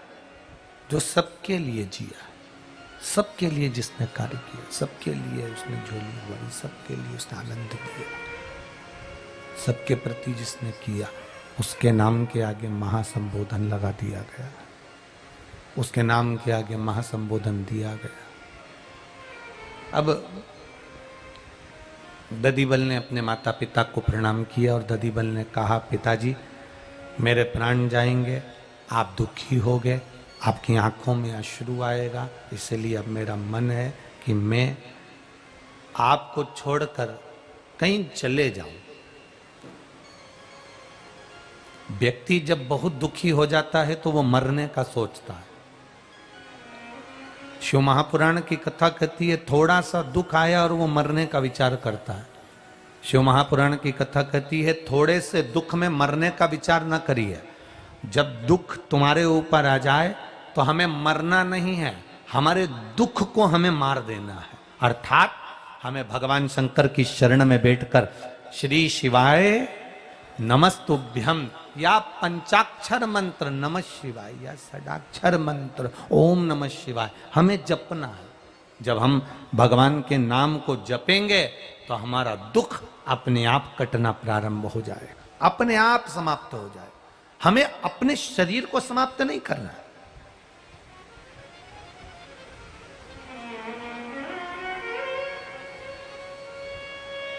हम अपने शरीर को समाप्त ना करें। हम अपने भीतर जो दुख उतर रहा है, हमारे भीतर जो दुख आया हुआ है, हमें जो भीतर से दुख सता रहा है, उस दुख को हमें समाप्त करना है। ददीबल ने विचार करा कि मैं मरने वाला हूं, अब दधिबल को लगता कि मैं मरने वाला हूं तो क्यों कहीं जाऊं, परंतु दधिबल ने विचार करा, सुग्रीव के पुत्र दधिबल ने विचार करा कि मैं मरने वाला हूं, कहां जाऊं। तो दधिबल ने विचार कर देवर्षि नारद से पूछा, मेरे प्राण जाने वाले हैं, मैं अधोगति में अर्थात मैं आधी उम्र में चले जाऊंगा, मैं अल्पायु हूं, आप बताओ मुझे करना क्या है। तब उनको कहा कि आप जाकर समुद्र के बीच में बैठकर भगवान शंकर की आराधना करो। समुद्र के बीच में बैठकर शंकर भगवान की आराधना दधिबल ने करी। जब दधिबल ने शंकर भगवान की आराधना करी तो भगवान शिव ने दधिबल को तुरंत केवल शीश का दर्शन दिया, केवल शीश का, और पूरा शरीर छुपा लिया। और महादेव ने पूछा, बोल दधिबल क्या बात है। दधिबल कहते हैं, मैं अल्पायु हूं, मेरे प्राण छूट जाएंगे। तो भगवान शिव ने कहा, दधिबल अगर तुम्हारे प्राण जाएंगे, संसार में जो आया है उसको तो जाना ही पड़ेगा। पहले भी कथा में कहा, आज फिर कहते हैं, बादाम खाओगे तो भी मरोगे, नहीं खाओगे तो भी मरोगे, डेंटिंग पेंटिंग करोगे तो भी मरोगे, नहीं करोगे, अरे बोलो तो भी मरोगे,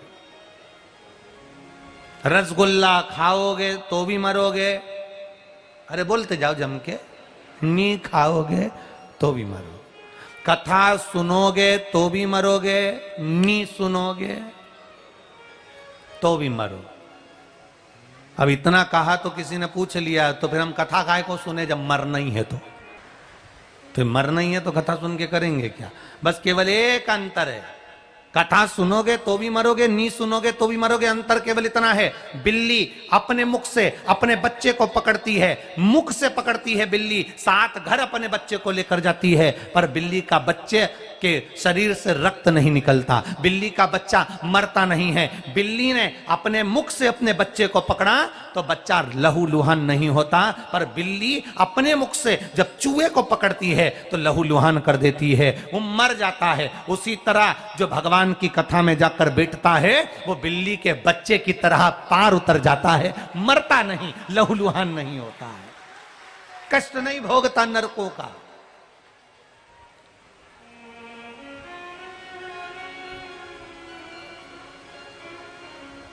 मरना निश्चित है। 7 ताले में भी बंद हो जाओगे तो भी जाओगे, नेपाल में रह लो चाहे इंडिया में रह लो, जाना तो मृत्यु तो निश्चित है। फिर करना क्या है। भगवान देवादिदेव महादेव ने दधिबल से कहा, दधिबल प्राण तो जाएंगे निश्चित है, तो कुछ ऐसा कर कर चले जा कि जीवन में तेरा नाम भी गुणगान किया जाए। दधिबल ने कहा, आप बताओ मुझे क्या करना पड़ेगा। बस जब राम और रावण का युद्ध हो, देवादिदेव महादेव कह रहे हैं, जब राम और रावण का युद्ध होगा, रावण के सारे बेटे मर जाएंगे, तब रावण का एक बेटा जिसका नाम रहेगा नारंतक, वो बेटा इतना वीर रहेगा, उस बेटे को मारना कोई आसान बात नहीं रहेगी। कुंभकर्ण मर जाएगा, मेघनाथ मर जाएगा, सब मारे जाएंगे, तब रावण अपने बेटे नारंतक को बुलाएगा। उस नारंतक को जो शंकर की आराधना करने वाला होगा, शिव की उपासना करने वाला होगा, जो अपने मृत्यु सामने देखने के बाद भी मृत्यु का भान ना होकर भगवान की भक्ति में रमा रहेगा, वो नारंतक को मार सकता है। इसलिए एक काम कर, तू भगवान शिव की भक्ति में जैसे आज रमा है वैसे और रम जा। प्रभु मुझे केवल आपके मुख का बार बार दर्शन करना है। भगवान ने कहा, तो फिर एक काम कर, नेपाल की पावन धरा पर जहां मेरा मुख आज भी विराजमान है, वो डोलेश्वर पर जाकर तू तप साधना में लीन हो जा।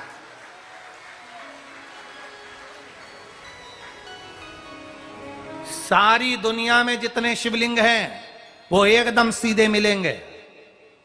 कौन कौन गया है डोलेश्वर? हाथ उठाओ जरा। डोलेश्वर का शिवलिंग सीधा है क्या? जम के बोलो, है सीधा? नहीं, थोड़ा टेढ़ा है। कारण क्या था? केवल एक कारण, दधिबल भगवान शंकर की भक्ति में इतना डूबा हुआ था, इतना डूबा हुआ था, इतना डूबा हुआ था कि भगवान शंकर को देखकर ददीबल का मन नहीं डोलता था। भगवान शिव की भक्ति में इतना डूबा हुआ था। शिव जी बारंबार आकर कहते थे, ददीबल मांग तुझे क्या चाहिए, ददीबल मांग तुझे क्या चाहिए। ददीबल कहता था, नहीं बाबा नहीं, कुछ नहीं चाहिए। आपने कह दिया ना कि मृत्यु लोक में आए हो तो कोई काम अच्छा करके जाना जिससे जीवन पर्यंत सुख का भान होता रहे। व्यक्ति चले जाता है पर व्यक्ति का नाम रह जाता है। ददीबल ने कहा, बस आपकी कृपा बनी रहे। बार बार ददीबल शिव की भक्ति करते थे, बार बार शंकर की आराधना करते थे, भगवान शिव की भक्ति में डूबे रहते थे।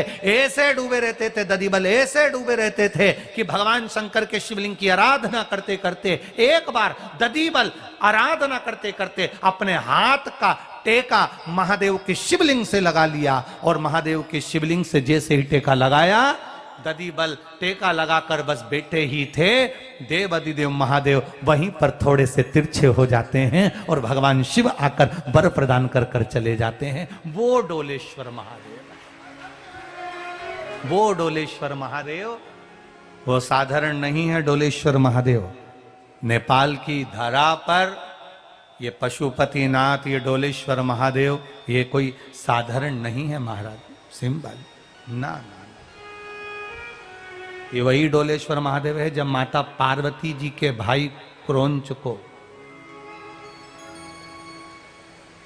माता पार्वती जी के भाई क्रोंच को जब बाणासुर ने गलत जगह पर लगा दिया, तब पार्वती जी की मां मीनावती ने पार्वती जी से मांगा था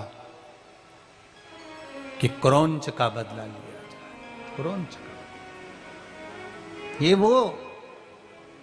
ये कोई साधारण नहीं है।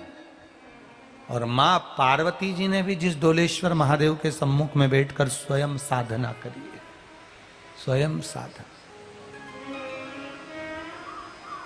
एक बात आपसे कहना चाहेंगे, नेपाल वासी, इस नेपाल देश के जितने भी निवासी हैं,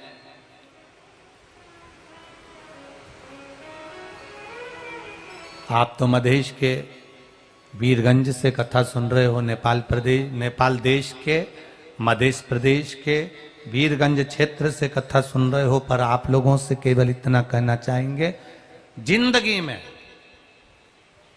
जब कहीं ऐसा महसूस हो कि आप बहुत हार चुके हो और दुख सामने पीछा नहीं छोड़ रहा,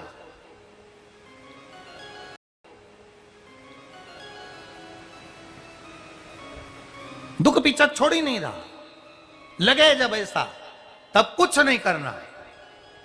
आपके नगर में, आपके क्षेत्र में, आपकी कॉलोनी में, आपकी सोसाइटी में, आप जहां रहते हो, उस गांव में, खेड़े में, नगर में, जहां शंकर भगवान का शिवालय हो, वहां थोड़ी देर जाकर बैठ जाना और शिव का पंचाक्षर मंत्र, षडाक्षर मंत्र, ओम नमः शिवाय, नमः शिवाय या श्री शिवाय नमस्तुभ्यम का स्मरण करते रहे। रोज जाओ उसके दरवाजे, रोज पहुंचो उसकी चौखट पर। तेरे मंदिर में आना मेरा काम है और मेरी बिगड़ी बनाना तेरा काम। तेरी चौखट पे मैं तो आ ही गया, तेरी चौखट पे मैं तो आ ही गया, मुझे दर्शन दिखाना तेरा काम है, तेरे मंदिर में आना मेरा काम है, मुझे दर्शन दिखाना तेरा काम है। आप उसकी चौखट तक चले जाओ, उसके दरवाजे तक चले जाओ, आप उसके द्वार तक चले जाओ। जब आप उसकी चौखट तक, उसके द्वार तक, उसके दरवाजे तक जाओगे, वो आपको दर्शन देगा, आपका दुख काटेगा, ये निश्चित है। बस उसकी चौखट तक, उसके द्वार तक, उसके दरवाजे तक आपको जाना पड़ेगा। जब तक आप उसकी चौखट तक, आप उसके दरवाजे तक नहीं जाओगे, वो नहीं। कई लोग कहते हैं हम उसके दरवाजे पर नहीं जाएं तो क्या भगवान नहीं आएगा? हम उनको एक जवाब जरूर देना चाहते हैं।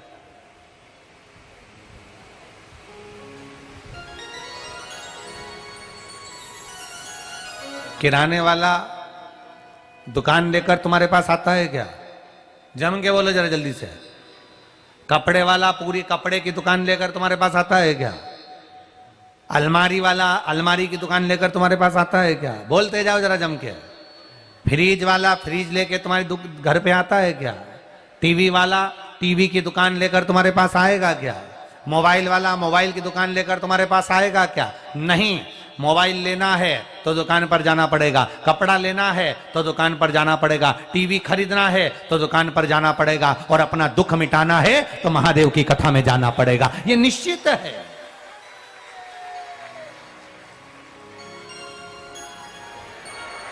उसके दरवाजे तक, उसकी चौखट तक हमें पहुंचना है, उसके द्वार तक हमें जाना, उसकी चौखट तक हमें जाना, उसके दरवाजे तक हमें जाना। और जब तक हम उसके दरवाजे तक नहीं पहुंचेंगे, जब तक हम उसकी चौखट तक नहीं पहुंचेंगे, तब तक जीवन का सुख प्राप्त नहीं हो सकता, जीवन का आनंद प्राप्त नहीं हो सकता। उसके द्वार तक तुम्हें जाना पड़ेगा।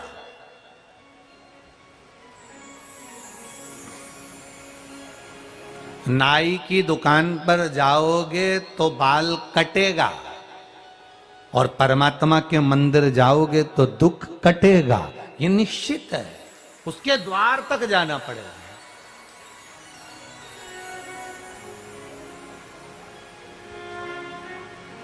और तुम किसी के यहां जाओगे तो कोई तुम्हारे यहां, अरे बोलो जम के, आएगा। और तुम किसी के यहाँ जाओगे ही नहीं तो फिर कोई तुम्हारे यहाँ क्यों आएगा भाई? काहे के लिए पहुंचेगा भाई? जब तक तुम जाओगे नहीं तब तक वो आएगा नहीं। तुम जाओगे वो आएगा, तुम्हें जाना पड़ेगा तब वो आएगा, नहीं तो तुम बिगड़ जाए कैसे आ सकते?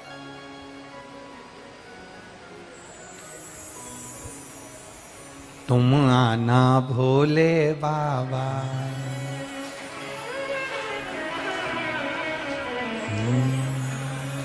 तुम आना भोले बाबा मेरे मकान में, तेरा डमरू डम डम बाजे सारे जहान में। तुम आना भोले बाबा मेरे मकान, बाबा मेरे मकान में, तेरा डमरू डम डम बाजे। इतनी भक्ति ददीबल ने करी, इतना विश्वास रखकर भगवान शंकर की आराधना करी, इतनी आराधना करी। शिव जी ने फिर आकर ददीबल को दर्शन दिया। वापिस पुनः ददीबल को जब दर्शन दिया, ददीबल रावण के बेटे नारंतक, जिसने हजारों वर्ष बैठकर तप किया, उसको मारने की सामर्थ्यता किसी में भी नहीं। रावण के बेटे नारंतक को मारने की सामर्थ्यता किसमें किसी में नहीं है, जिसने हजारों वर्ष तक तप किया। केवल एक तू ददीबल, सुग्रीव का तू बेटा है, केवल एक तू ऐसा रहेगा जिसने मेरी भक्ति केवल मुखाग्रविंद की पूजन कर कर करी है, इसलिए तू उस नारंतक का अंत कर सकता है। और देखिए, राम और रावण के युद्ध में सब मारे जा रहे हैं, नारंतक को बुलाया गया, उसने पूरी राम जी महाराज की जितनी सेना थी उसको समाप्त करना चाहा। तब सुग्रीव ने अपने बेटे ददीबल को बुलाया, और ददीबल को बुलाकर फिर उसको सामने खड़ा किया। युद्ध जब चला तब नारंतक का अंत हुआ, ददीबल विजय प्राप्त कर लिए, ददीबल की विजयता प्राप्त हो गई।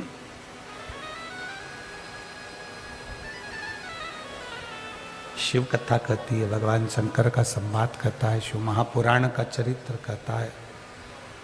राम जी की जय हो। शिव महापुराण की कथा कहती है, भगवान शंकर का चरित्र कह रहा है कि जो शिव की आराधना करने वाले होते हैं, जो भगवान शंकर का गुणगान करने वाले होते हैं, शंकर भगवान की भक्ति में जो डूबे हुए होते हैं, वो दुख को समाप्त खुद कर देते हैं। उसको दूसरी जगह जाकर दुख समाप्त नहीं करना पड़ता, न किसी के पास जाना पड़ता। शंकर की आराधना करने वाला, शिव पर विश्वास करने वाला, शंकर का गुणगान करने वाला, शिव भक्ति में डूबने वाला अपने दुख को स्वयं समाप्त करता है।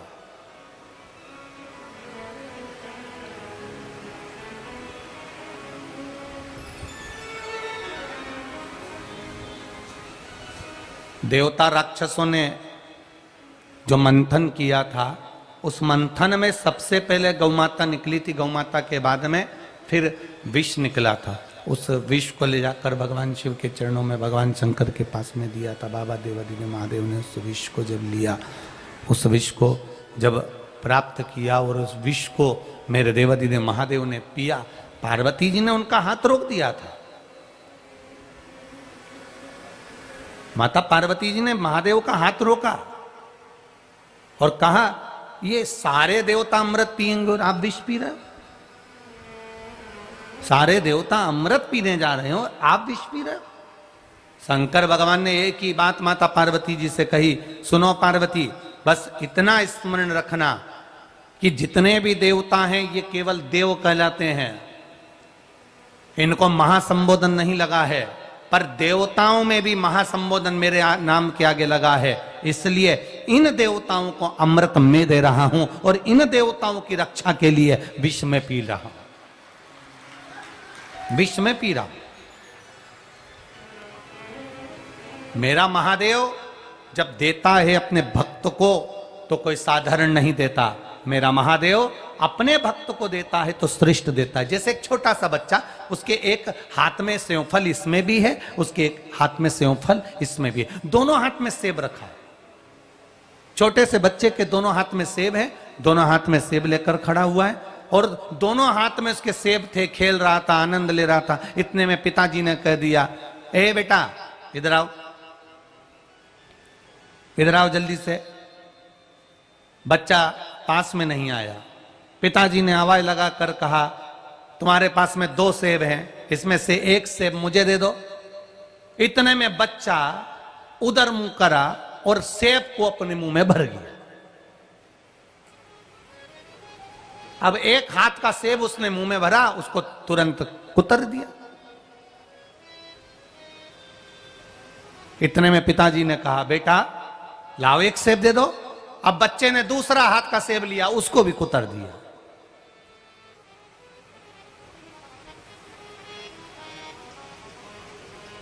पिताजी ने कहा, बेटा लाओ सेब दे दो।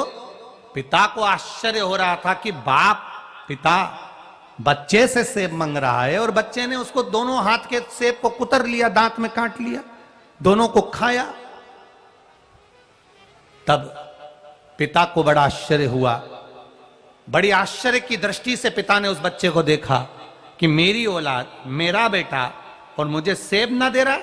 थोड़ी देर बाद बच्चे ने हाथ बढ़ाकर कहा, पिताजी ये सेब मीठा है, लो आप खा लो, ये खट्टा है, मैं खा लूंगा।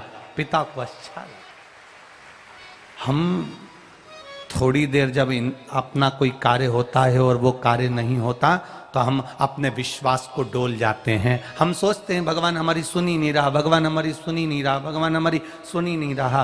पर सही मायने में भगवान सुनता जरूर है, देता जरूर है, पर थोड़ा सा रुक कर इसलिए देता है कि तेरा विश्वास पक्का है कि नहीं है वो भी देखता है। तेरा भरोसा पक्का है कि नहीं, तेरी दृढ़ता पक्की है कि नहीं, वो भी देखता है। एक पत्र आया है, देखिए, बड़ा सुंदर पत्र लिखा।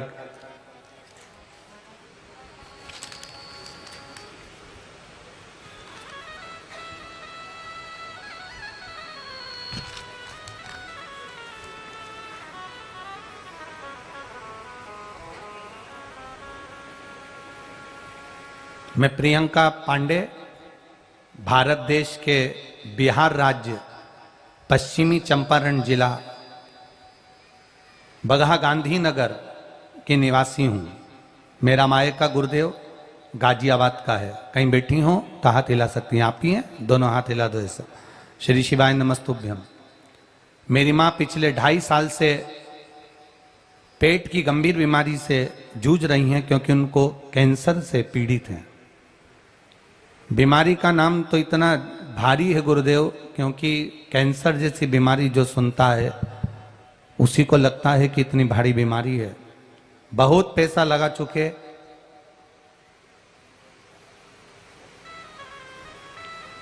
कई सालों से ये बीमारी उनके उदर में है और डॉक्टर को इलाज करवाते रहे पर कैंसर ठीक नहीं हो रहा। आखिरी में डॉक्टर ने जवाब दे दिया और 10 मार्च 2023 को डॉक्टर ने जवाब दे दिया और उनकी स्वास्थ्य ज़्यादा खराब हो गया।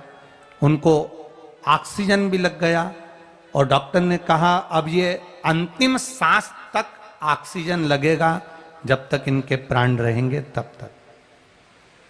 तब टीवी पर कथा सुनी थी। आप कहते हो एक बार जो कथा के पंडाल में बैठकर कथा श्रवण करता है, दिल से जो मांगता है, बाबा उसको 3 महीने में दे देता है। गुरुदेव, हम कथा सुनने के लिए नोएडा चले गए, दिल्ली, और नोएडा के पंडाल में बैठकर हमने कथा सुनी और बाबा से बस इतनी प्रार्थना करी कि हमारी माँ को ठीक कर दो। और बाबा के उस भूमि की रज को अपने मस्तक पर लगा लेते थे जहां कथा होती थी और बाबा को प्रणाम करते थे। गुरुदेव, बाबा की ऐसी कृपा का वर्णन हुआ। गुरुदेव, मैंने कहा था अगर मेरी माँ कैंसर पीड़ित है, उसका ऑक्सीजन हट जाएगा, ठीक हो जाएगी, तो अगली कथा जहां होगी उस पंडाल में बैठकर कथा सुनूंगी। मेरी माँ ठीक हुई, ऑक्सीजन निकल गया, इसलिए यहाँ प्रणाम करने के लिए और कथा सुनने के लिए आई। बेटी है बहन, हर हर महा शिव तत्व है। ओ घड़ी, अब करो उसका भजन। खाली ना जाता कोई दर से तुम्हारे।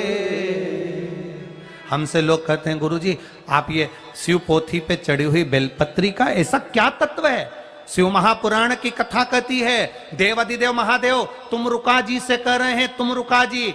7 दिन की शिव महापुराण की कथा में 6 दिन तक जो बेलपत्र शिव पोथी पर समर्पित होती है वो बड़ी से बड़ी बीमारी को भी हराकर स्वयं शिव तत्व को प्रदान कर देती है। वो तत्व है इस बेलपत्र में, कोई साधारण तत्व नहीं आता हमारा।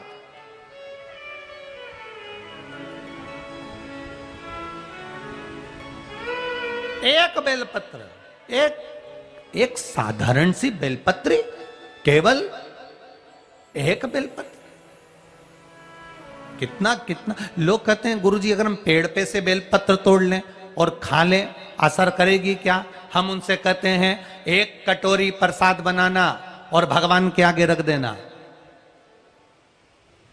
और 1 कटोरी प्रसाद भगवान के सामने रखना और 1 कटोरी प्रसाद फ्रिज के ऊपर रख देना। दोनों को खाकर देखना, स्वाद दोनों में अलग आता है। जो भगवान के सामने रखा उसका स्वाद बढ़ जाता है। साधारण नहीं है। या घर में जाकर पूरी सब्जी खाना, आप घर में जाकर कद्दू की सब्जी, मिक्स वेज सब्जी, राम भाजी घर में जाकर बनाकर खाना, अन्नकूट की सब्जी घर में बनाकर खाना, और एक भगवान के भंडारे की सब्जी खाकर देखना, दोनों में अंतर मिलेगा। वो भगवान का प्रसाद है, वो भगवान का स्वाद है उसमें।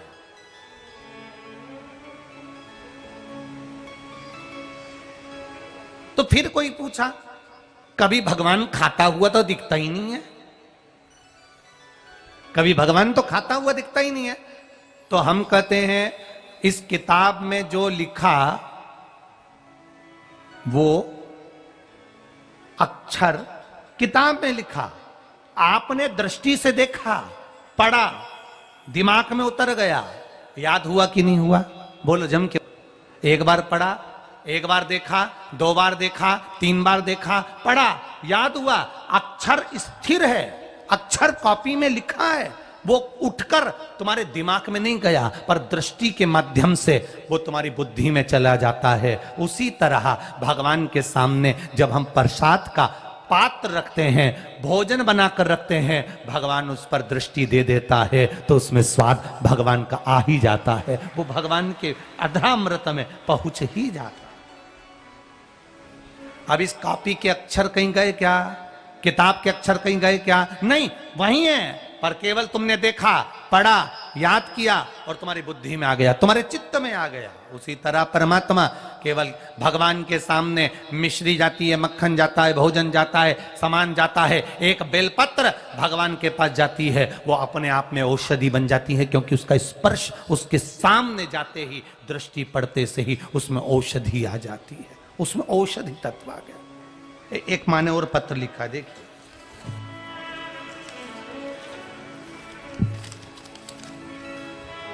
पहले एक माँ का फोटो देख लो, टीवी वाले भी आस्था चैनल पर इसका फोटो भी दिखा देना, जिसकी उम्र 75 वर्ष है। किडनी, लीवर, गुर्दे सब काम करना बंद कर दिए थे, डायलिसिस चलता था, 1 हफ्ते में 2। नाम है, जिनने पत्र भेजा है, मिस सुनीता यादव,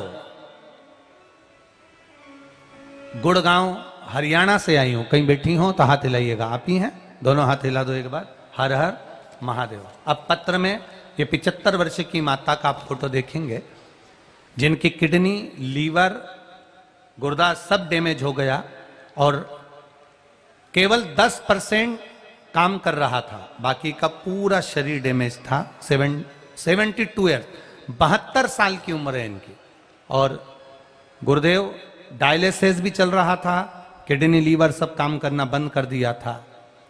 बाबा से प्रार्थना करी थी कि बाबा अगर इनकी किडनी, लीवर काम करना चालू कर दे और डायलिसिस बंद हो जाए, तो जहां भी कथा हो रही होगी वहां जाकर, जिस दिन डायलिसिस बंद होगा उसके बाद जहां कथा रहेगी वहीं जाकर कथा सुनूंगी। हमने बाबा से प्रार्थना करी थी, बेलपत्र बाबा को चढ़ा हुआ खिलाना चालू करा, जल देना प्रारंभ करा और बाबा की कृपा से उनका डायलिसिस बंद हो गया। इसलिए हम कथा में यहां आकर प्रणाम करने आए हैं। ये शिव तत्व है। अब ठीक है बाबू, बैठिए। हर हर महा। शिव तत्व का स्मरण करो, भक्ति। आज अगर नेपाल देश के इस वीरगंज में कथा हो रही है और आप दिल से श्रवण कर रहे हो, हृदय से सुन रहे हो, तो निश्चित है खाली नहीं जाओगे, तुम्हारी झोली मेरा महादेव 3 महीने के अंदर भर ही देगा। ये निश्चित, दिल से सुनो, हृदय से। हम फिर कह रहे हैं, आज खेतान परिवार अगर कथा करवा रहा है, भले खेतान परिवार की बहू, बच्चे, परिवार के देवरानी, जेठानी, माता, आदि बहन, भाई, जितने लोग भी लगे हैं इस कथा को श्रवण करने, और जितने आप लोग कथा को सुन रहे हो, दिल से सुनो, वो देगा भी दिल से। उसकी भक्ति अविरल भक्ति।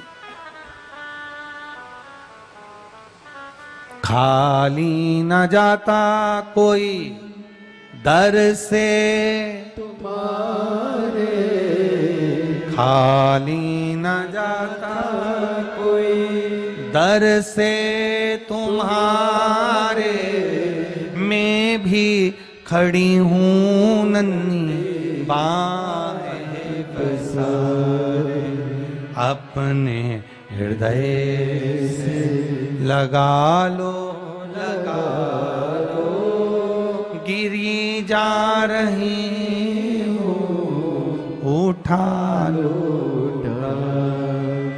आप दिल से सुनो, वो दिल से देता। आप करो भजन हृदय से, वो हृदय से सुनता। क्यों ना सुने? क्या है बेलपत्र में, क्या है जल चढ़ाने में, क्या है जल के आचमन में? क्या?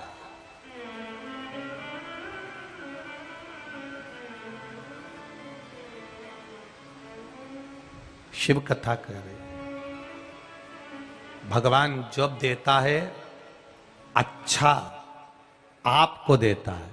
जैसा बेटा 2 हाथ में सेब रखा, मीठा सेब अपने पिता को दिया, पर सेब पिता को दिया उससे पहले आप सब जितने लोग कथा सुन रहे थे सबकी दृष्टि कहां चली गई? लो, पिता को सेब ही नहीं दे रहा, दोनों खा जाएगा। वो पूरा झूठा कर लिया। झूठा इसलिए कर लिया क्योंकि पिताजी को देना नहीं था। नजर का इलाज है पर नजरिए का नहीं है। डॉक्टर आंख का इलाज कर सकता है, नजर का इलाज कर सकता है, पर व्यक्ति के नजरिए का इलाज नहीं कर सकता। देवरानी ने जेठानी से कुछ कहा, जेठानी ने देवरानी से कुछ कहा, भाभी ने ननंद से कुछ कहा, ननंद ने भाभी से कुछ कहा, भाई ने भाई से कुछ कहा, सब अच्छा चल रहा है। नजर का इलाज हो सकता है पर नजरिए का नहीं। फिर भी नजरिए में आ जाता है, इतना पैसा कहां से आएगा, क्या होगा, कैसे आएगा, वो तो लुटाने में लगा है। एक उनका लड़का है जो लुटा रहा है, उनकी लड़की है जो लुटा रही है। हमारा बच्चा नहीं लुटा रहा, हमारा बच्चा सब जोड़ रहा है, हम जोड़ रहे हैं और भाई का बच्चा लुटा रहा है, भाई का बच्चा खर्च कर रहा है, देवरानी का बच्चा खर्च कर रहा है, जेठानी का बच्चा खर्च कर रहा है।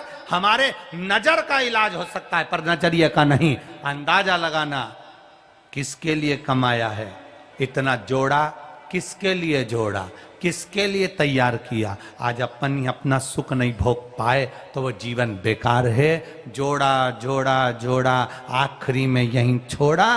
फिर इतना बड़ा फोटो दीवार पे टंग गया और प्लास्टिक के फूल की माला चढ़ गई और पंखा जब चला तो प्लास्टिक की माला भी हिली। तो तुम्हें लगा कि अम्मा कितनी मुस्कुरा रही है, माला हिल गई, आखिरी में टंग। और जाएगा जब यहां से कुछ भी ना पास होगा, 2 गज कफन का टुकड़ा तेरा लिबास होगा। और वो जो कपड़ा तन पर डाला गया, जिंदगी भर ब्रांडेड पहनने वाले, जूते भी ब्रांड के, घड़ी ब्रांड की, चप्पल ब्रांड की, कपड़े ब्रांड के, चश्मा ब्रांड का, तो आखिरी में लिख कर जाना कफन का कपड़ा भी ब्रांड का होना चाहिए। मरे तब कपड़ा ब्रांड का नहीं था, जाकर कह दिया मर गए कपड़ा दे दो, उन्होंने तुरंत लपेटा दे दिया। दर्जी के यहां जाओ तो नाप देना पड़ता है, पर आखिरी के कपड़े का तो नाप भी नहीं है। बस जाकर कह देना मर गया, कपड़े वाले के पास नाप पहले से है, फाड़ा और दे दिया। नाप भी नहीं चाहिए, पड़ा है। इसीलिए कहा मत बुरे कर्म कर बंदे वरना पछताएगा, भगवान की आंखों से तू बच नहीं पाएगा, तू बच नहीं पाएगा। अरे ओ अज्ञानी मत कर नादानी। अपने आनंद में जियो, अपनी मस्ती में जियो, अपने आनंद के साथ जियो। महाराज दुनिया में सब कुछ मिलता है, सब कुछ दुनिया में सब कुछ मिलती है, सब कुछ मिलता है। आदमी सब कुछ मिल सकता है, सब कुछ ढूंढ सकता है, सब कुछ प्राप्त कर सकता है। दुनिया में सब कुछ मिल सकता है, पर दुनिया में सब कुछ मिलेगा, सब कुछ मिल सकता है, पर व्यक्ति को अपने अंदर गलती नहीं मिलती है। बाकी का सब कुछ मिलता है। बस अपन ने जो करा सब अच्छा करा, दूसरे ने करा बेकार करा, मैंने किया अच्छा किया। मैं गाड़ी चलाता हूं, कोई को नहीं ठोकता, किसी को नहीं लगती, उसने चलाया गड़बड़ कर। अपन ने अपनी अच्छाई देखी, अपना बुरा नहीं देखा। अपनी गलती को निकालो अपने भीतर से। दरिबल को भगवान शिव ने दर्शन दिया। मंथन के समय पर जो विष निकला, विष के समय पार्वती जी ने कहा तुम पी रहे हो? भोलेनाथ जी ने कहा दुनिया के लोगों को मुझे अमृत देना है। जब तो मेरा नाम सिद्ध होगा, हम आए मृत्युलोक में, हम आए पृथ्वी पर। खेतान परिवार यह कथा कहीं छोटे रूप में भी करा सकता था। खेतान परिवार यह कथा कहीं दूसरी जगह जाकर भी करा सकता था। खेतान परिवार यह कथा किसी तीर्थ में जाकर करा सकता था। पर खेतान परिवार ने कथा वीरगंज में इसलिए रखी कि हम भी सुनेंगे, परिवार भी सुनेगा, साथ में वीरगंज के छोटे लोग जो भी आनंद करने वाले हैं, भाव भक्ति के साथ में जुड़ने वाले, सब अमीर हो गरीब हो साधारण हो जैसा भी हो, वो सब कथा का रस तत्व ग्रहण करेंगे तो उनका जीवन सार्थक हो। हो साधारण हो जैसा भी हो, वो सब कथा का रस तत्व ग्रहण करेंगे तो उनका जीवन सार्थक होगा, शिव तत्व को जानेंगे।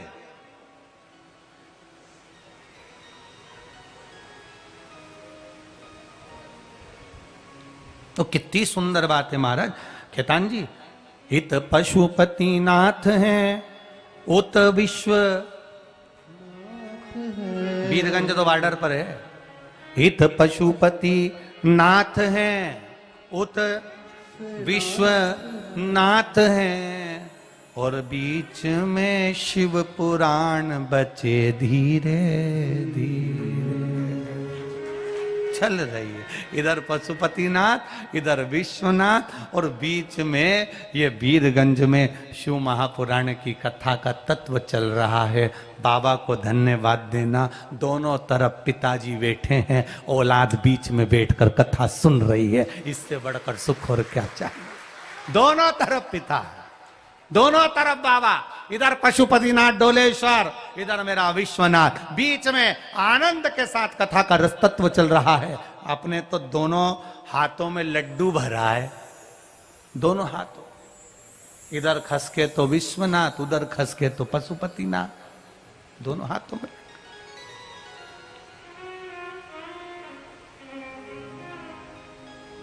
सुख का अनुभव करिए, आनंद का अनुभव करिए। दुख है जीवन में, ऐसा नहीं कि दुख नहीं, सबके जीवन में दुख आता है। जिस कुएं में से पानी निकलता रहता है, उस कुएं में नया पानी आता रहता है, नया पानी आता।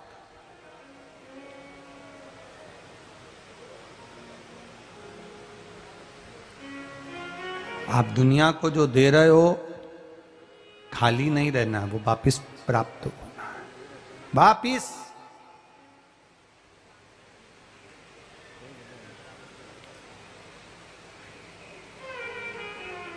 जो दुनिया को दे रहे हो वो मिलेगा आपको। हम हमेशा कथा में कहकर जाते हैं, कथा में आपने अगर 1 मिनट भी परमात्मा को दिया है तो वो अपने रजिस्टर में लिख के रखना कि मैंने 2 घंटे की कथा सुनी। दान किया है तो दान भी लिख कर रखना, किसी को पानी पिलाया है तो वो भी लिख कर रखना, किसी का मुख झूठा कराया तो वो भी लिख कर रखना कि मैंने कथा में ये किया है, और उसको लिख कर रखना कि इतने का अपन ने पानी पिलाया या इतने का अपन ने किसी का भोजन कराया। कथा में, शिव महापुराण में किसी का मुंह झूठा करवाया, वो लिख कर रखना कि इतने का कराया। 3 महीने इंतजार करना और बाबा पर छोड़ देना, जितना किया वो 1000 गुना होकर मेरा महादेव वापिस दे देता।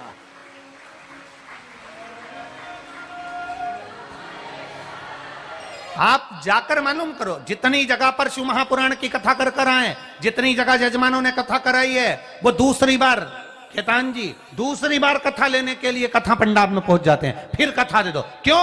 बाबा इतना दे देता है, इतना दे देता है, क्योंकि हमारे तो 2 हाथ हैं जिनसे हम बटोरते हैं, उसके हजारों हाथ हैं जिससे वो लुटा देता है, जिससे वो लुटा देता है। हम 2 हाथों से समेट नहीं पाते, इतना वो दे देता, इतना, इतनी कृपा। हमको नहीं लग रहा था कि नेपाल में, नेपाल देश के अंदर कथा होगी और इतने सारे पत्र आप लोगों के आ जाएंगे, हमें विश्वास नहीं था। पर आपके पत्र, जिन पत्रों को आप केवल पढ़ोगे तो आपको अंदाजा लगेगा। एक माँ ने लिखा, मेरा 12 साल का लड़का, 12th में पढ़ने वाला लड़का, 12वीं में पढ़ने वाला लड़का, जिसका लीवर काम करना बंद कर दिया था। एक माँ लिख रही है, मेरा 12वीं में पढ़ने वाला लड़का जिसका लीवर काम करना बंद कर दिया, लीवर ही समाप्त हो गया उस बच्चे का। और वो माँ पत्र में लिख रही है,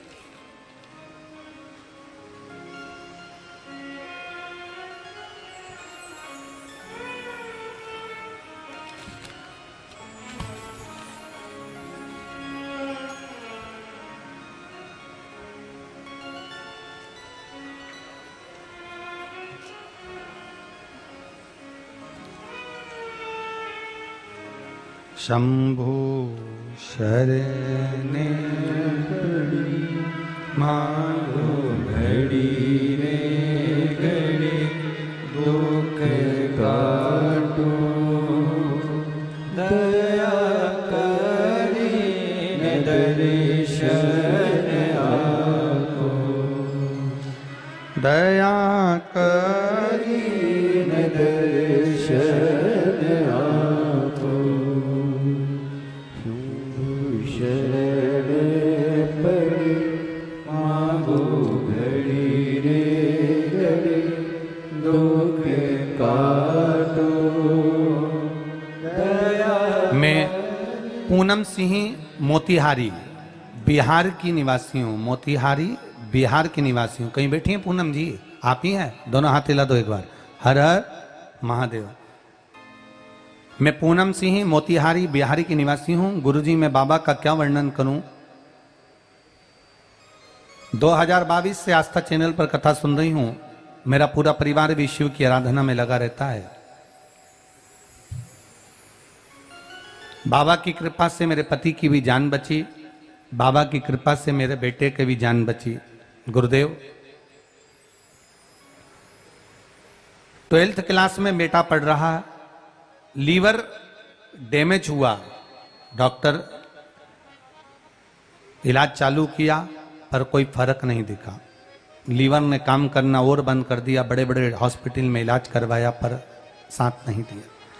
इस बीच मेरे बच्चे की पढ़ाई भी बंद होने लगी। फिर भी मैंने बच्चे से कहा तू 12th का एग्जाम तो दे। बाबा पर एक बेलपत्र चढ़ाकर जल पिलाती।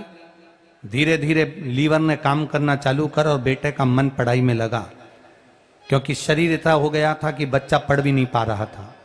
12th का एग्जाम, 12वीं का एग्जाम, 12 क्लास का एग्जाम, करें क्या?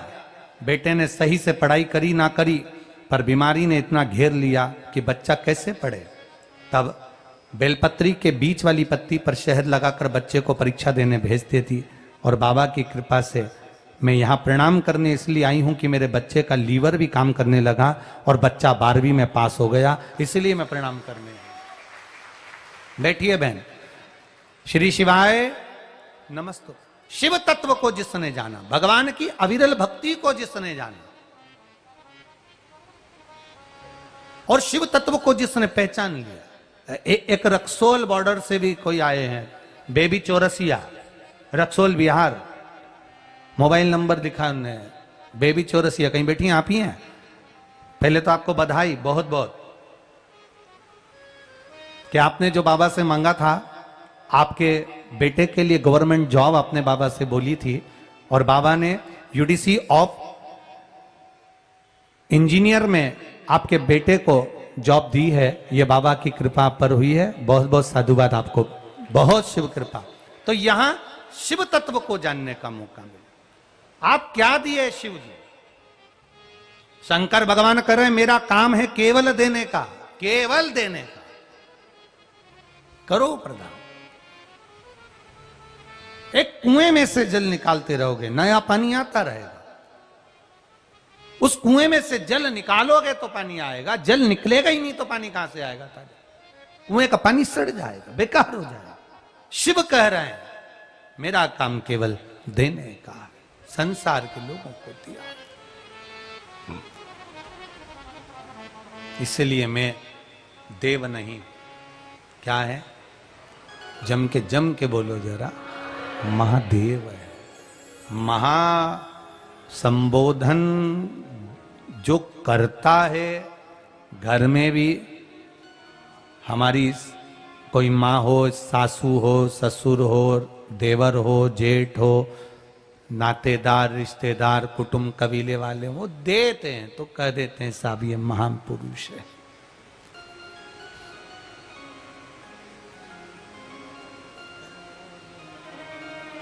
जब हम आ रहे थे तो कल वो कृष्णा लेकर आ रहा था, आज कौन था? शाम कर कैसव लेकर आ रहा था। तो इनकी शादी करो तो निशान लगा देना हाथ थोड़ा। तो हम केशव से बोले, हमने कहा बाबू ये बात बताओ कि आगे करना क्या है। तो कहा गुरुजी पापा मम्मी बोले हैं कि पढ़ाई भी करो और कार्य भी करो, तुम्हें क्या करना है? बस गुरुजी।